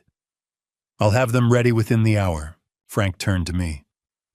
Archer, we've got him. The IP traced the physical evidence, Sarah's testimony, Vinny's information. It's enough for an arrest warrant. I'll call Judge Holloway this afternoon. I couldn't speak. I could only nod. The following night, I sat alone in my study, the house dark except for the lamp on my desk. Rain tapped against the windows. I opened my journal to a blank page and began to write. October 24th, 2024, 11 p.m. Today, I learned the full extent of Julian's plan. He hacked the law firm's server on August 15th, deleted my real will, and uploaded a forgery. On September 12th, he broke into the office and planted a printed copy. On October 8th, he sent a fake email to David posing as me. 3 layers. 3 separate crimes, all designed to ensure that when I died, when he succeeded in poisoning me, there would be no question about who inherited my estate. Frank says we have enough for an arrest warrant. Tomorrow or the day after, Julian will be taken into custody. I should feel relief. Instead, I feel hollow. I closed the notebook and stared at the rain. The rain had softened to a whisper against the windows, and the house felt too quiet. I sat at the kitchen table under the yellow glow of the overhead lamp, my journal open in front of me, the pen heavy in my hand. Outside, the maples swayed their branches, scraping the siding. I turned to a blank page and began to write. October 24th, 2024, 11:10 p.m. Tomorrow morning, Frank will execute an arrest warrant for Julian Castellano. Before that happens, I need to set down everything that led us here. Not for the court, Frank and Catherine have compiled that evidence, but for myself. So I can understand how my son became someone I no longer recognize. The timeline. October 12th. I received a bottle of vodka Blackthorn Crystal Reserve 1952 valued at $3,800 via FedEx from Julian. A handwritten birthday card was enclosed. I did not drink it. Instead, I gave it to David Whitmore during a meeting to discuss my will. October 12th, 9:47 p.m. Margaret Whitmore called to report that David had collapsed with severe cardiac arrhythmia after drinking approximately 50 milliliters of the vodka. He was hospitalized. I became the primary suspect. October 14th. Toxicology confirmed the vodka contained aconitine, a lethal poison. David survived only because he drank a small amount. That same day, Dr. Brennan discovered my heart medication had been swapped with amlodipine, a calcium channel blocker. If I had taken it during an angina attack, I would have died. October 15th. Julian called me. I recorded the conversation. He asked if I had drunk the vodka, then asked which friend had received it. His tone revealed he knew David had consumed it. October 16th. I discovered a broken thread trap and a rotated dummy camera indicating an intruder had bypassed my alarm overnight. Forensic analysis matched Julian's handwriting. I was cleared as a suspect. IT forensics revealed Julian had hacked Whitmore and Associates' server in August to alter my will. October 17th.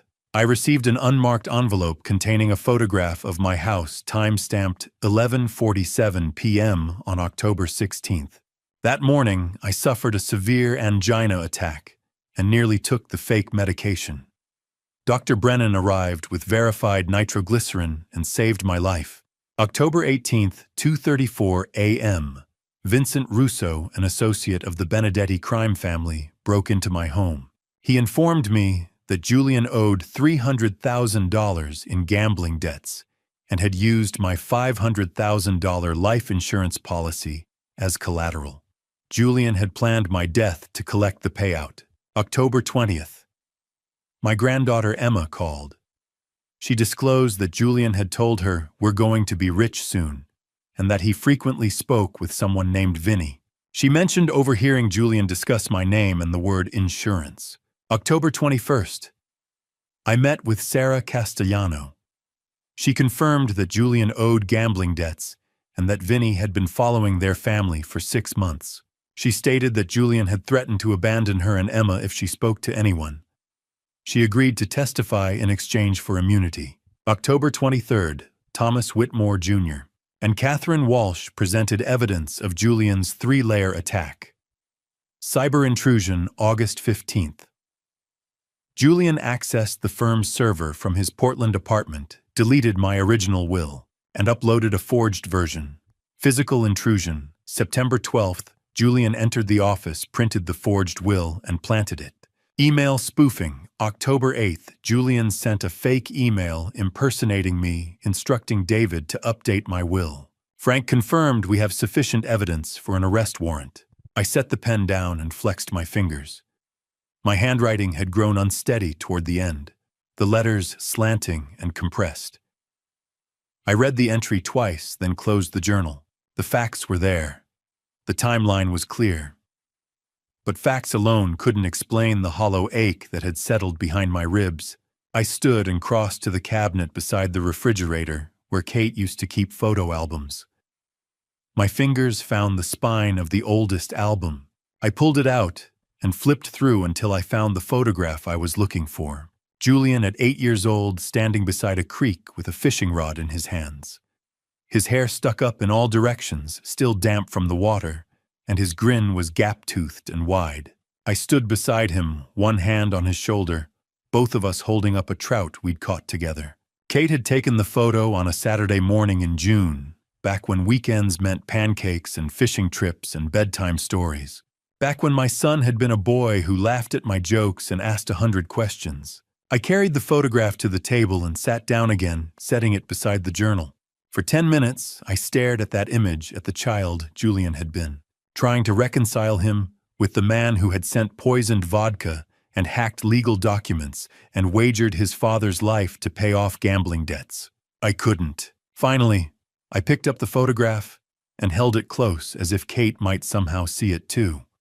"I'm sorry I couldn't save him," I whispered to her memory, to the woman who had loved Julian unconditionally. "But I have to stop him. If I don't, Emma won't be safe. No one will." The photograph offered no answer.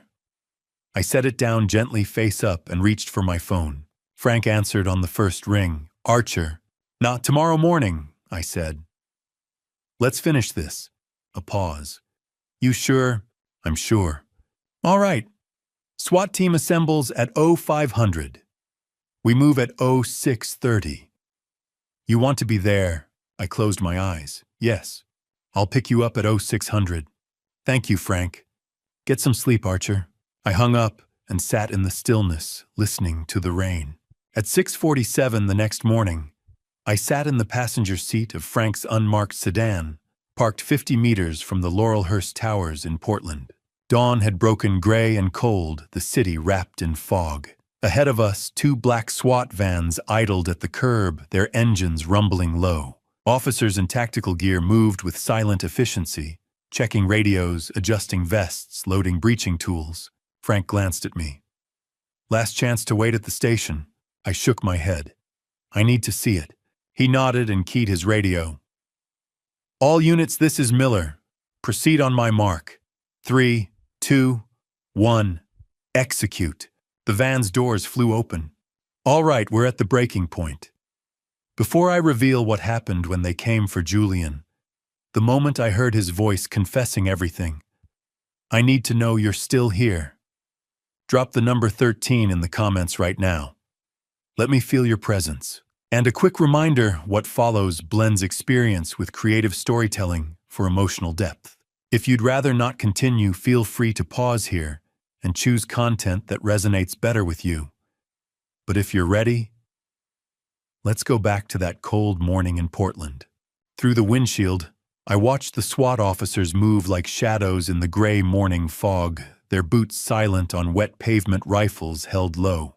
On the Laurelhurst Towers rose ahead a glass and steel monument to new money, its upper floors still dark. Somewhere on the fourth floor in Unit 407, my son was waking up, unaware that his world was about to collapse.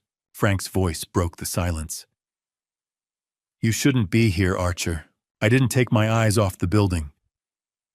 "I know, but you deserve to see this." I nodded, my throat too tight to speak. Frank had bent the rules to let me ride along. Protocol said I should be waiting at the station, but he knew I needed to witness this. At 6:49, his radio crackled. "Breacher in position." "Ready on your mark, detective." Frank keyed the mic. "All units hold. Confirm exits secured. South exit clear. North exit clear. Parking garage secured." Frank exhaled slowly. "Execute on 3, 1, 2, 3, go." The lead officer swung the battering ram. The door to Unit 407 exploded inward with a crack like thunder, and the team poured through, voices overlapping in sharp commands. "Police search warrant. Hands where we can see them." I couldn't hear Julian's response from 50 meters away, but I didn't need to. Through the doorway, I saw officers spread through the apartment, flashlights cutting the darkness. And then two of them emerged with a figure between them. Tall, lean, dressed in a white t-shirt and boxer's, hands cuffed behind his back. Julian. Even from this distance, I recognized the set of his shoulders, the tilt of his head. He didn't struggle, didn't shout. He walked calmly between the officers. His expression unreadable, as if being arrested at dawn was a minor inconvenience. Behind him, Sarah appeared in the doorway, clutching Emma against her chest.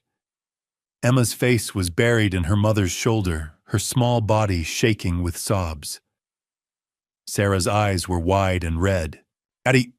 Emma's scream cut through the fog, high and desperate, and my chest cracked open. Frank put a hand on my arm. "Stay in the car, Archer."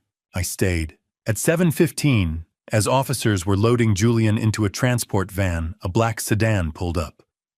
The driver's door opened, and Vincent Russo stepped out, dressed in a dark suit, his face impassive. He walked directly to Frank and handed him a small object wrapped in a plastic evidence bag, a USB drive. Frank held it up to the light. "This, the recording. October 10th. Julian and my former employers. Everything you need." Vinny's Brooklyn accent was flat, businesslike. "I've already spoken with the prosecutor's office. Full cooperation in exchange for immunity. My lawyer has the paperwork." "And when did you record this?" 2 weeks before the vodka was delivered. Julian called to confirm the timeline. I recorded it as insurance. Didn't want to end up holding the bag if things went sideways. Vinny glanced at the transport van. "Looks like they did." Frank pocketed the drive. "You'll need to testify." "I know. My lawyer will coordinate." Vinny turned to leave, then paused and looked at me through the windshield. For a moment, our eyes met. He nodded once, not an apology, but an acknowledgement, and walked back to his car. Frank plugged the USB into a tablet and handed me an earbud. "You sure you want to hear this?" I took the earbud. "Yes." He pressed play. Static hissed. Then Julian's voice came through, clear and cold. "The old man won't drink it, but his lawyer will. Once the medication finishes him off, I'll have the insurance payout and the estate. 500,000 plus whatever's left after probate. Enough to clear the debt, and then some." A second voice, older and rougher. "You better not screw this up, kid. 300 grand is a steep price for forgiveness. You don't deliver, we collect another way. And your wife and kid make convenient collateral." Julian's reply was immediate, emotionless. "I won't screw it up. The plan's airtight. No one suspects a birthday gift from a son to his father." "Good. Call me when it's done." The line went dead. I pulled the earbud out my hands, trembling. Frank took the tablet without a word. Through the transport van's window, I could see Julian's profile, still calm, still unreadable. Then, as if sensing my gaze, he turned his head and looked directly at me. He smiled. Not a nervous smile, but a cold, deliberate smile that said, "I know exactly what I did and I'd do it again." His jaw tightened briefly, a flicker of something beneath the mask. And then it was gone. For 5 seconds, we stared at each other across 50 meters of wet pavement, father and son, and I saw nothing in his eyes I recognized. Then the van pulled away. Emma broke free from Sarah and ran toward the street, her small legs pumping, her voice breaking. "Daddy, Daddy, don't leave me." I was out of the car before I realized I'd moved, crossing the distance in long strides, catching her before she reached the curb. She collapsed against me, her sobs wrenching and raw, and I held her the way I used to hold Julian when he was small. "And it's okay, sweetheart," I whispered, though it wasn't, though nothing about this was okay. "It's okay. I've got you." Sarah reached us a moment later, her face pale and hollow. "Archer, I'm so sorry. I didn't know. I swear I didn't." "I know," I said quietly. "Take her home. Frank will call you later about the trial." She nodded, taking Emma's hand, and led her back toward the building. At 10 o'clock that morning, I sat in a windowless interrogation room at Portland Police Headquarters, staring at the two-way mirror on the far wall. Frank stood beside me, arms crossed. The door opened. 2 officers led Julian inside, still cuffed, still calm. They seated him across the table from me and stepped back, flanking the door. Julian looked at me and smiled again. "Hello, Dad." The interrogation room was small and windowless, lit by a single fluorescent panel that hummed like a dying wasp. A metal table bolted to the floor separated us, its surface scarred with initials and crude drawings left by 1,000 suspects before my son. Julian sat across from me, his hands cuffed in front of him, resting on the table. His white t-shirt was wrinkled, his hair uncombed, but his posture was relaxed, almost casual, as if this were a coffee shop conversation rather than the prelude to a murder trial. Frank stood in the corner with a uniformed officer, arms crossed, watching us both. The air smelled like old coffee and industrial cleaner. Julian tilted his head, studying me the way you'd study a chessboard, calculating his next move. "So, what now, Dad? You going to tell me how disappointed you are?" I didn't answer immediately. I couldn't. My throat felt like it was packed with gravel, and my hands were shaking so badly I had to grip the edge of the table to keep them still. Frank stepped forward. "Archer, you don't have to do this. We have everything we need for the case. You can wait outside." I shook my head. "I need to talk to him." Frank glanced at Julian. "You willing to speak with your father, just the two of you?" Julian's eyes flicked between us, a faint smile tugging at the corner of his mouth. "Sure. Why not last chance for a heart-to-heart, right?" Frank's jaw tightened, but he nodded. He gestured to the officer, and the two of them stepped out of the room, the door clicking shut behind them. I knew Frank would be standing behind the one-way mirror on the far wall, watching, listening, recording every word. But for the next 10 minutes, it would just be me and Julian, alone. "Why?" I said finally, my voice barely above a whisper. "Why, Julian? I gave you everything." He laughed, short, bitter, empty. "Everything you gave me: lectures, Dad. Rules. Curfews. Do the right thing, Julian. Be honest, Julian. Work hard, Julian. I know. You gave me a childhood full of disappointments disguised as lessons. I gave you a home, an education. I was there for every birthday, every baseball game, every baseball game where you showed up late because you were chasing some case that mattered more than I did." His tone was flat, rehearsed, as if he'd been practicing this speech for years. "Mom died because you were too busy playing the hero detective to notice she was sick." The words hit me like a fist. "Your mother had cancer, Julian. Stage 4 pancreatic cancer. By the time we found it, there was nothing anyone could do. I sat by her bed every single day for 8 months.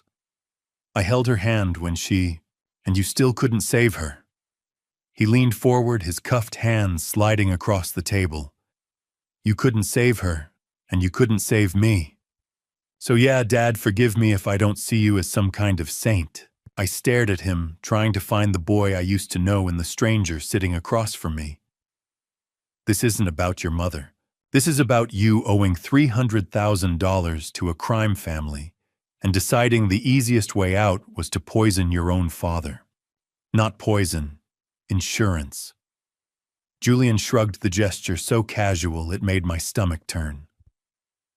The Benedettis were going to finish me.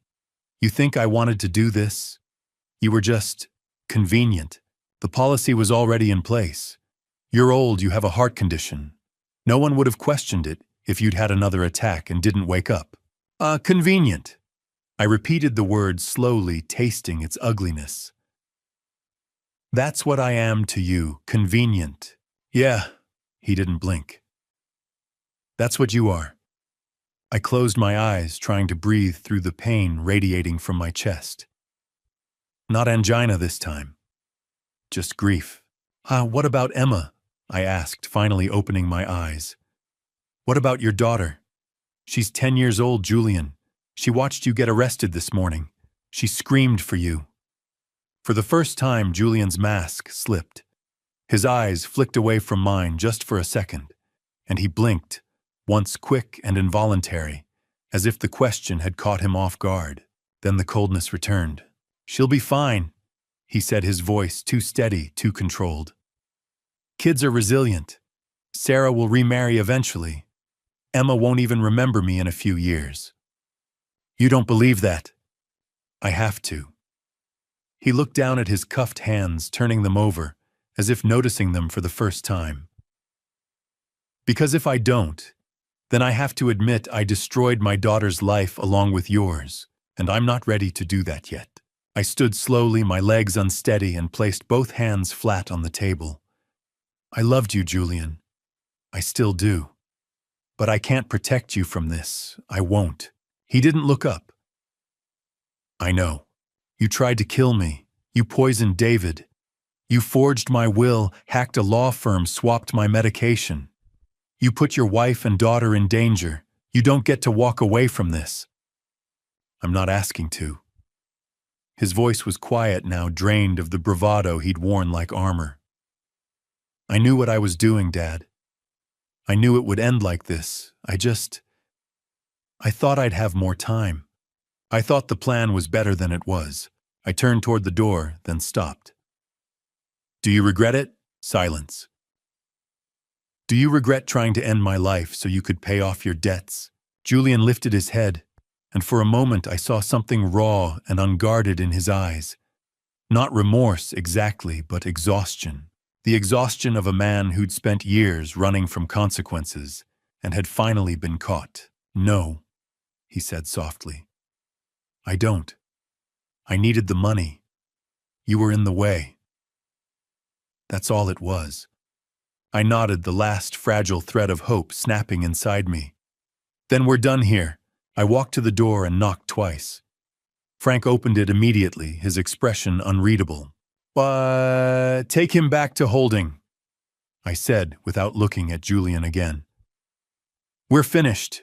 As I stepped into the hallway, I heard Julian's voice one last time, faint and empty. Goodbye, Dad. I didn't turn around. 6 weeks later, on the morning of December 8th, I stood outside courtroom 3B at the Ridgeview County Courthouse, adjusting the knot of my tie with hands that still shook when I thought too hard about what was coming. The hallway smelled like floor polish and old wood, and the winter light slanting through the tall windows made everything look washed out and gray. Frank appeared beside me holding 2 paper cups of coffee. He handed me one without a word. You ready? He asked. I took a sip, the coffee bitter and scalding. No. Good. That means you're still human. The courtroom doors opened and a bailiff gestured for us to enter. The trial was about to begin.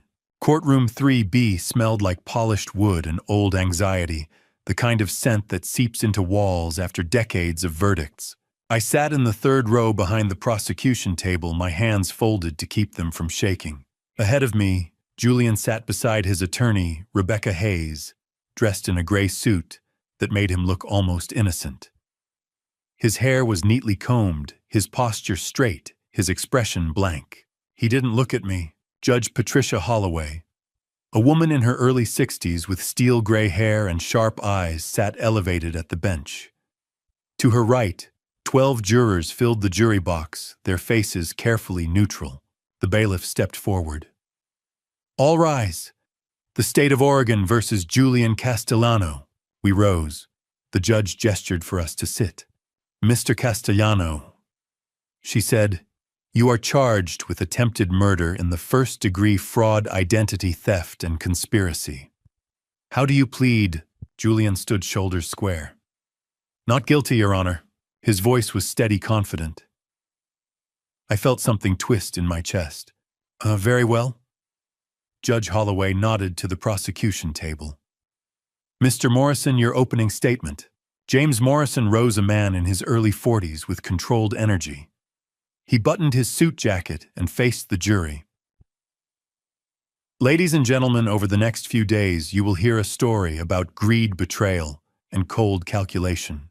Julian Castellano planned to end his father's life for money, not in passion, not in self-defense, but methodically over 2 months using poison-forged documents and stolen identity." He paced slowly. "The evidence will show that Mr. Castellano sent his father a bottle of vodka laced with aconitine, a lethal toxin. When his father refused to drink it, the vodka was given to David Whitmore, the family's lawyer. Mr. Whitmore consumed approximately 50 milliliters and nearly died." Morrison paused. "You will also hear that Mr. Castellano swapped his father's heart medication with a dangerous substitute, hacked a law firm's system to forge a will, leaving him the entire estate, and used a $500,000 life insurance policy as collateral for gambling debts." He turned to face Julian. "This was not a mistake. This was attempted murder, premeditated and deliberate." Judge Holloway nodded to the defense. Ms. Hayes, Rebecca Hayes, stood approaching the jury box with calm deliberation. "Ladies and gentlemen, my client made mistakes. Serious mistakes. But mistakes born of fear, not malice. Julian Castellano owed $300,000 to a criminal organization that threatened his life and the lives of his wife and daughter. He was desperate. He panicked." She gestured toward Julian. "But the prosecution wants you to believe Julian is a cold-blooded killer. That's not true.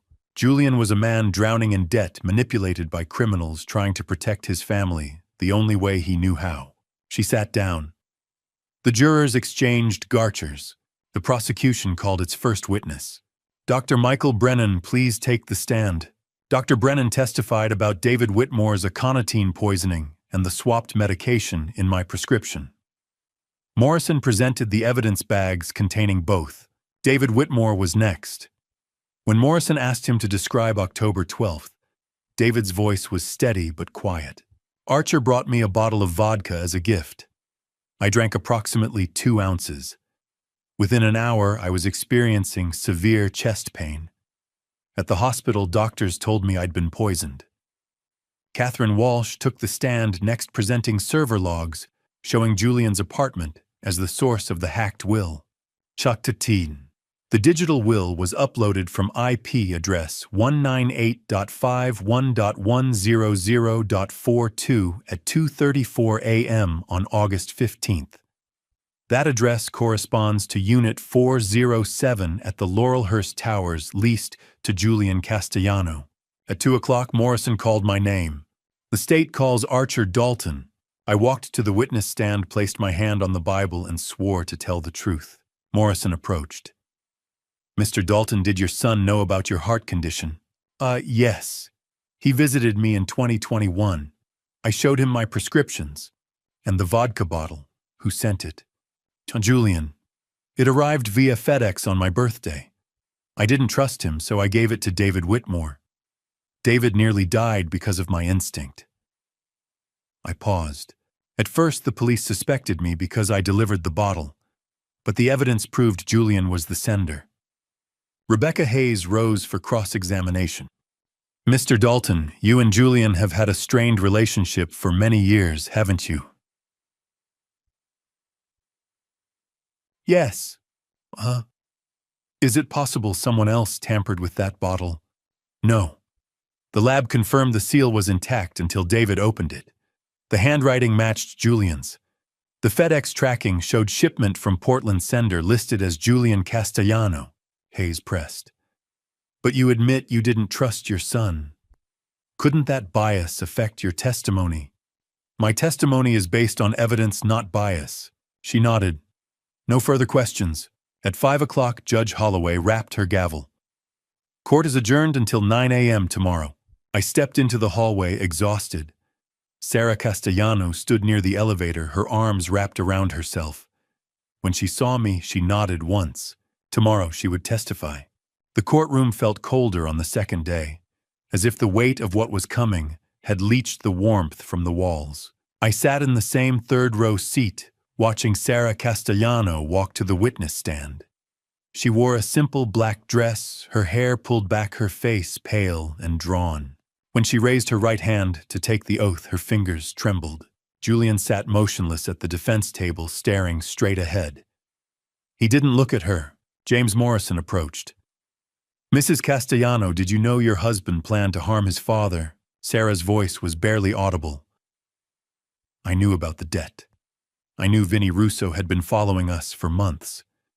But I didn't know about the vodka or the medication until Detective Miller told me. She paused, her composure cracking. Julian threatened me. He said if I told anyone, he'd take Emma and disappear. I was terrified. Oh, did you have any evidence of your husband's intentions? Yes. Sarah pulled out a printed email. Julian wrote this to a lawyer representing the Benedetti family. It's dated October 3rd. It says, once the old man is gone, I'll transfer $200,000 immediately. Morrison held up the email for the jury. Once the old man is gone, meaning Archer Dalton. Yes. Rebecca Hayes rose for cross-examination. Mrs. Castellano, you're testifying in exchange for immunity, correct? Yes. So you have every reason to shift blame onto your husband to protect yourself. Sarah's eyes flashed. I'm testifying because my daughter deserves a mother who tells the truth. Julian put all of us in danger. I won't let him do it again. Hayes nodded. No further questions. At 10:30, Vincent Russo took the stand. He looked different in a suit and tie, almost respectable, but his Brooklyn accent reminded everyone of what he was. Mr. Russo, you were employed by the Benedetti crime family to monitor Archer Dalton, correct?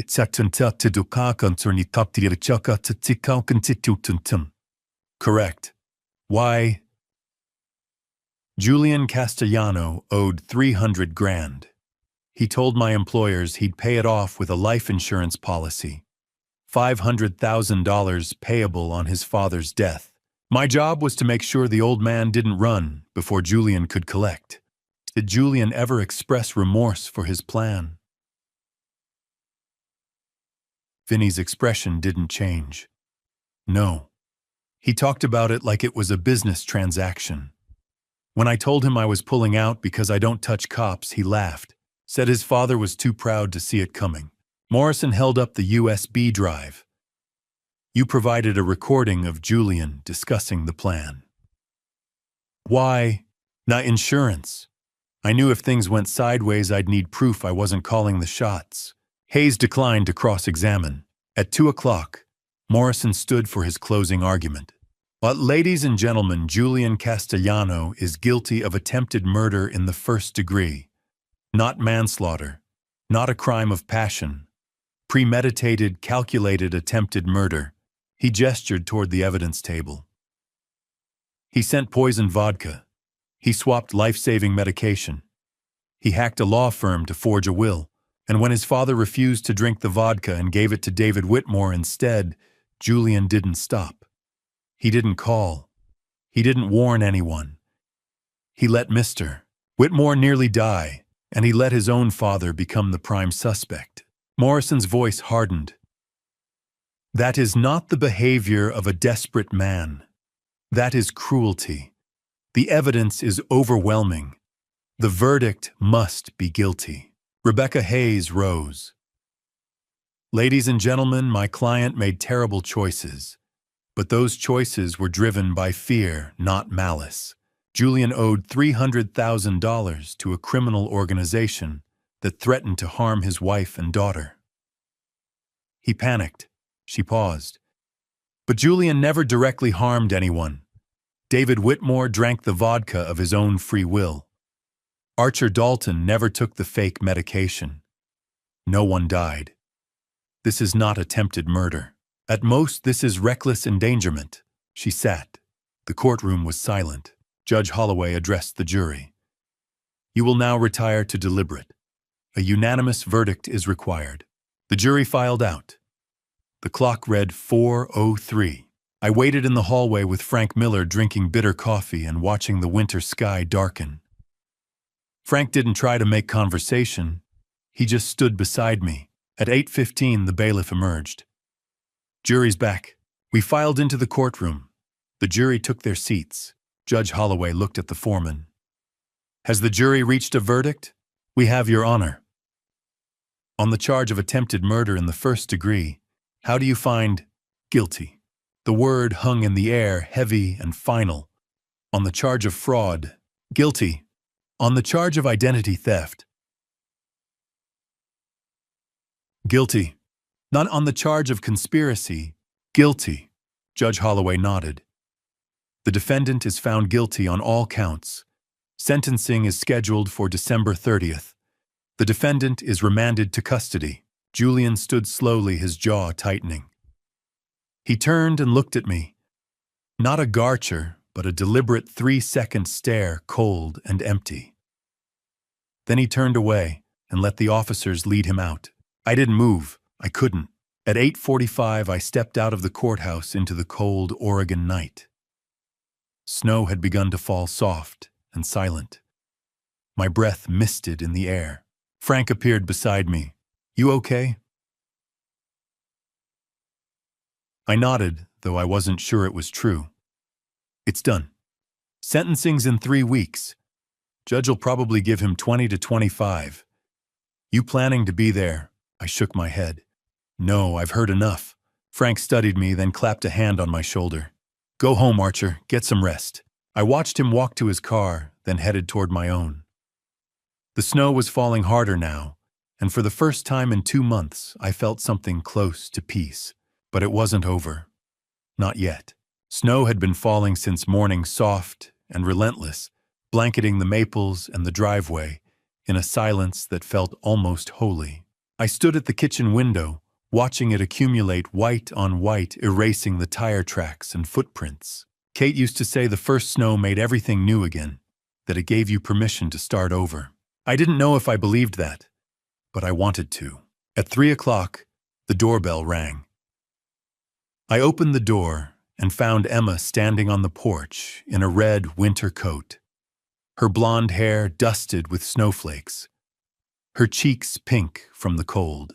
She held a small backpack and looked up at me with eyes that were too hopeful, too trusting. Hi, Grandpa. I knelt down and pulled her into a hug, breathing in the scent of her shampoo and the cold winter air. For a moment, I couldn't speak. I just held her and tried not to let her feel me shaking. Come inside, sweetheart. It's freezing out here. She sat at the kitchen table, her hands wrapped around a mug of hot chocolate with too many marshmallows. She didn't ask about Julian right away. She talked about school, about her friend Megan's birthday party, about the stray cat on their back porch. I let her talk, grateful for the normalcy.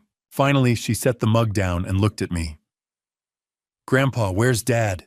I'd been preparing for this question for 2 weeks, rehearsing answers that would be honest, but gentle. None felt adequate. Your dad made some mistakes, Emma, big ones. And because of those mistakes, he has to go away for a long time. How long? A very long time. Her brow furrowed. Did he hurt somebody? He tried to. He didn't succeed, but he tried. And the law says that when you try to hurt someone, there are consequences. She was quiet, staring into her mug. Then she asked the question I'd been dreading most. Do you still love him? My eyes burned. I reached across the table and took her small hand in mine. Yes, I still love him. But sometimes love isn't enough to fix what's broken. Sometimes people make choices that hurt the people who care about them most, and no amount of love can undo that. A tear slid down her cheek. I miss him. I know, sweetheart, I do too. We baked cookies that afternoon, using Kate's old recipe card with the faded handwriting. Emma stood on a stool beside me, measuring flour and cracking eggs with intense concentration. We didn't talk much. We just worked side by side and let the warmth of the oven and the smell of vanilla fill the silence. While the first batch cooled, Emma wandered into the living room and found the photo album on the coffee table. She carried it back to the kitchen and climbed onto the stool, flipping through the pages. Is this Dad? I looked over her shoulder. The photograph showed Julian at 8 years old, standing beside a creek with a fishing rod, his grin gap-toothed and wide. I stood beside him, one hand on his shoulder. That's him. We went fishing that day. He caught a trout almost as big as he was. Emma traced the image with one finger. He looks happy. He was. For a long time, he was very happy. What happened? I sat down beside her. He got lost, I think. Life got complicated, and he made choices that took him farther and farther away from the person he used to be. By the time he realized how far he'd gone, he didn't know how to come back. Emma was quiet. Then she said, Do you think he'll ever find his way back? I don't know, sweetheart. I hope so. But hope doesn't always mean things will turn out the way we want. She nodded, solemn and small, and closed the album. At 8 o'clock, Sarah arrived to pick her up. Emma hugged me tightly at the door, her arms wrapped around my waist. I love you, Grandpa. I love you too, Emma. More than you'll ever know. Sarah met my eyes over Emma's head, her expression tired but grateful. Thank you, Archer. I nodded. Take care of her. I will. I watched them walk to the car through the falling snow, Emma's red coat, bright against the white, and didn't close the door until their taillights disappeared.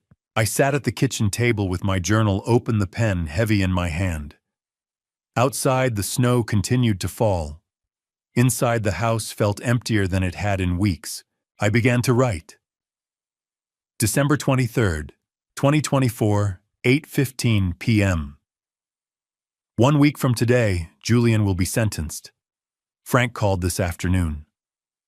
The prosecutor is recommending 25 years with parole eligibility after 15. I won't be there. I've sat through enough courtrooms. For 48 hours after David was poisoned, I was the prime suspect. That stain doesn't wash off easily. Julian will spend the next 15 years, maybe more, in a cell, and I will spend them here trying to make sense of what he became, trying to remember the boy in the photograph, the one who laughed and fished and believed his father was a hero. I paused, staring at the words, then looked at Kate's photograph on the mantel. I whispered to her image. I tried to save him, Kate. I did everything I could. But I couldn't. I picked up the pen again. But I can save Emma. She's still innocent, still whole. And maybe that's enough. I closed the journal. Through the window, the snow fell soft and silent, covering everything. It covered the tire tracks, the footprints, the bare branches of the maples. It covered everything. And for the first time in 2 months, I let myself believe that Kate had been right. That the first snow gave you permission to start over. Outside, the world was white and quiet and new. If you've stayed with me this far, I want you to understand something. This family story isn't just mine. It belongs to every parent who's watched a child drift beyond reach, every father forced to choose between love and what's right. My family story taught me that blood doesn't guarantee loyalty, and sometimes those we trust most become strangers. I made mistakes.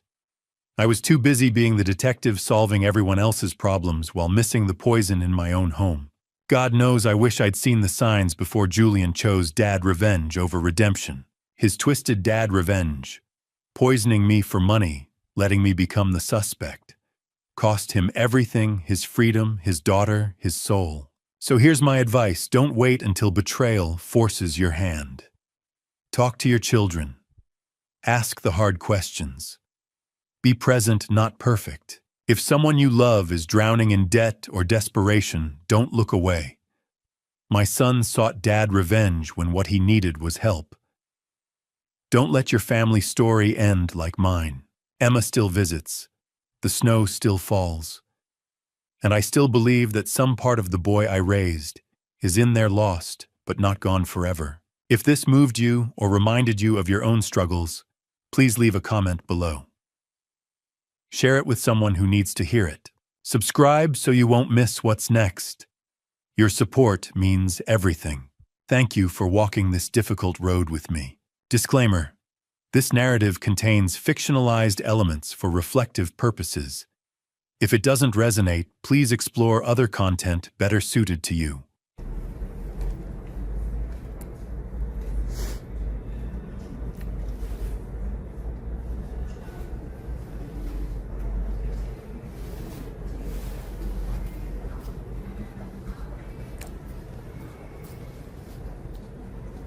맞아요. 성실하면은 결국에는 그 노력은 배신하지 않는다 그렇게 얘기하잖아요.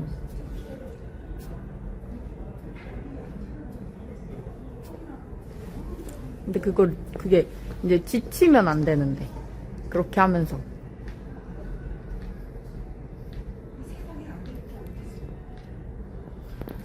아라 언니 어서 오세요. 네, 잘 잤어요.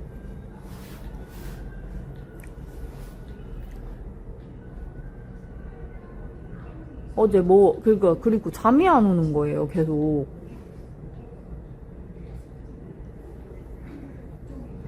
그러니까 감성이 있는 것 같아요. 그게. 감성이